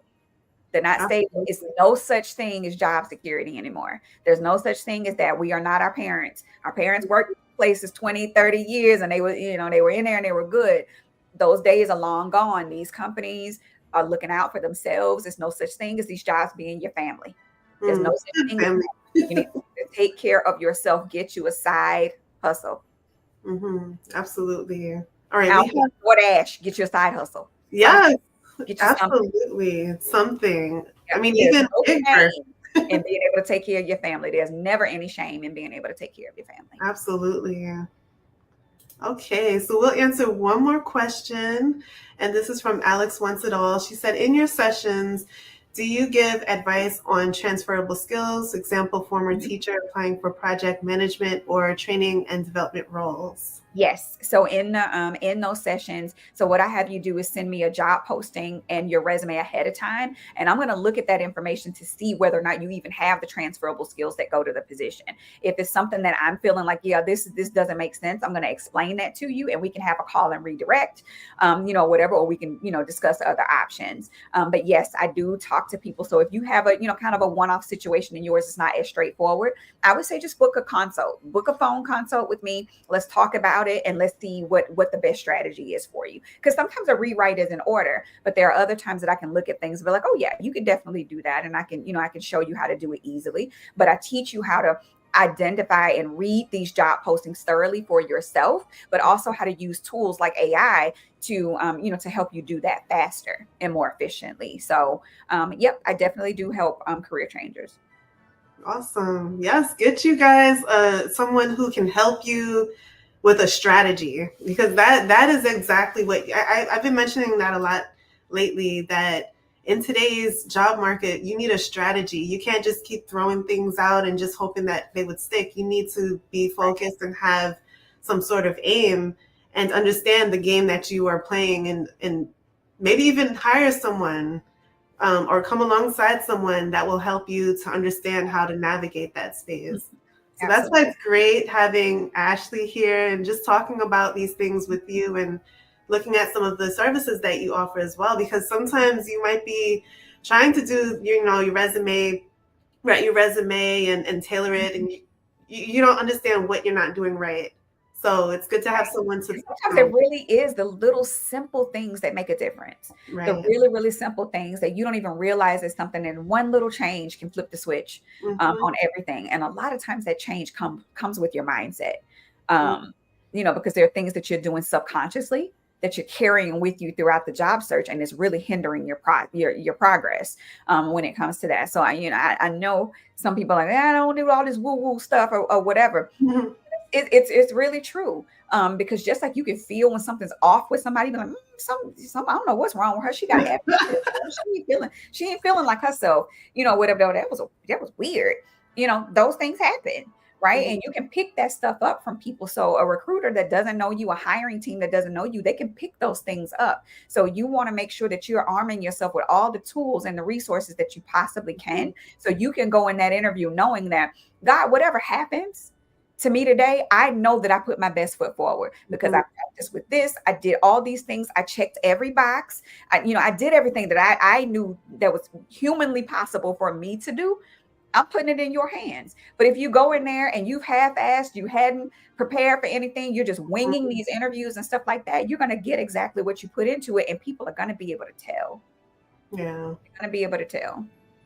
Yes. Okay, we do have another question. What code do I enter to schedule my consultation? There isn't a code. You just go to my website and click on the button for schedule a consult. And that's how you get on my calendar. All There isn't. right. Yes, thank you so much, Ashley. I mean, I love having you here with us, and Yes, the I love audience being loves here. you. Every time you come, like the chat is just blowing up with questions because, Yeah, I love the chat. I love an active chat because I know we don't have all day, but I literally will do stuff like this all day long. If this is, if I have people who really, have questions and they really want to learn, I'm always available to answer questions. So you guys don't be afraid to reach out to me on LinkedIn, and to reach out to me, via my website, or, email me, whatever. Now, be careful because you're going to ease over into some paid stuff. If you got a question that you need to answer, I will definitely let you know. I'll either point you to a resource, or we'll figure it out. But just make sure that you're reaching out, because if there's something and you can't afford me, like I don't have a dime to spend, that's cool. I got some free stuff for you. I can point you in the right direction. So I'm just happy that you guys are here and that you were able to be here and be present and be active. As long as y'all stay active, I'll keep coming. yes, well, we'll keep having you here, of course. And hello, you have a YouTube channel, Yes, I do. So my YouTube is Right Step Resumes, and I'm right? growing, y'all. So y'all be patient with me. Y'all Yes. y'all be patient, because LinkedIn is really my thing. So I'm trying to ease over to YouTube and enjoying the YouTube clan. So I think I got like 30 something followers or whatever. It's not not that many, So not too much on me. yeah, so you guys can go ahead and find her Right Step Resumes. And yeah. Yeah, Christine, I don't know what you're talking about a code. My website is not set up to ask for a code when it comes to you scheduling an appointment. Are you at the website, or are you using the website that was in this link that was here? Because that code is something completely different. That's just to download the free gift that I gave you guys. Oh, That's what it's for. That's the soft.ac. only thing that will be asking you for a code. My website is rightstepresumes.com. That's where you book the appointment. And that should not be asking you for a code. I don't have a code for my calendar. All right. Well, thank you so much, Ashley.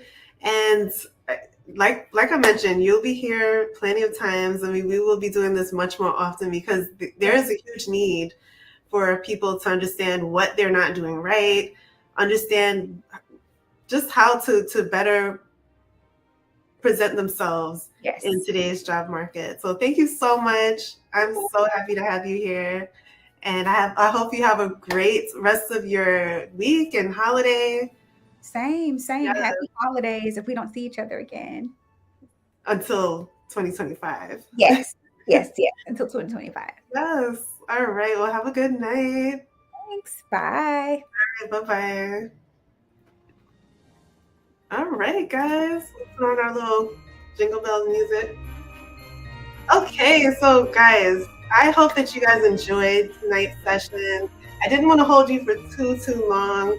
We don't have a game towards the end. However, I do want to encourage you to reach out to Ashley and her services.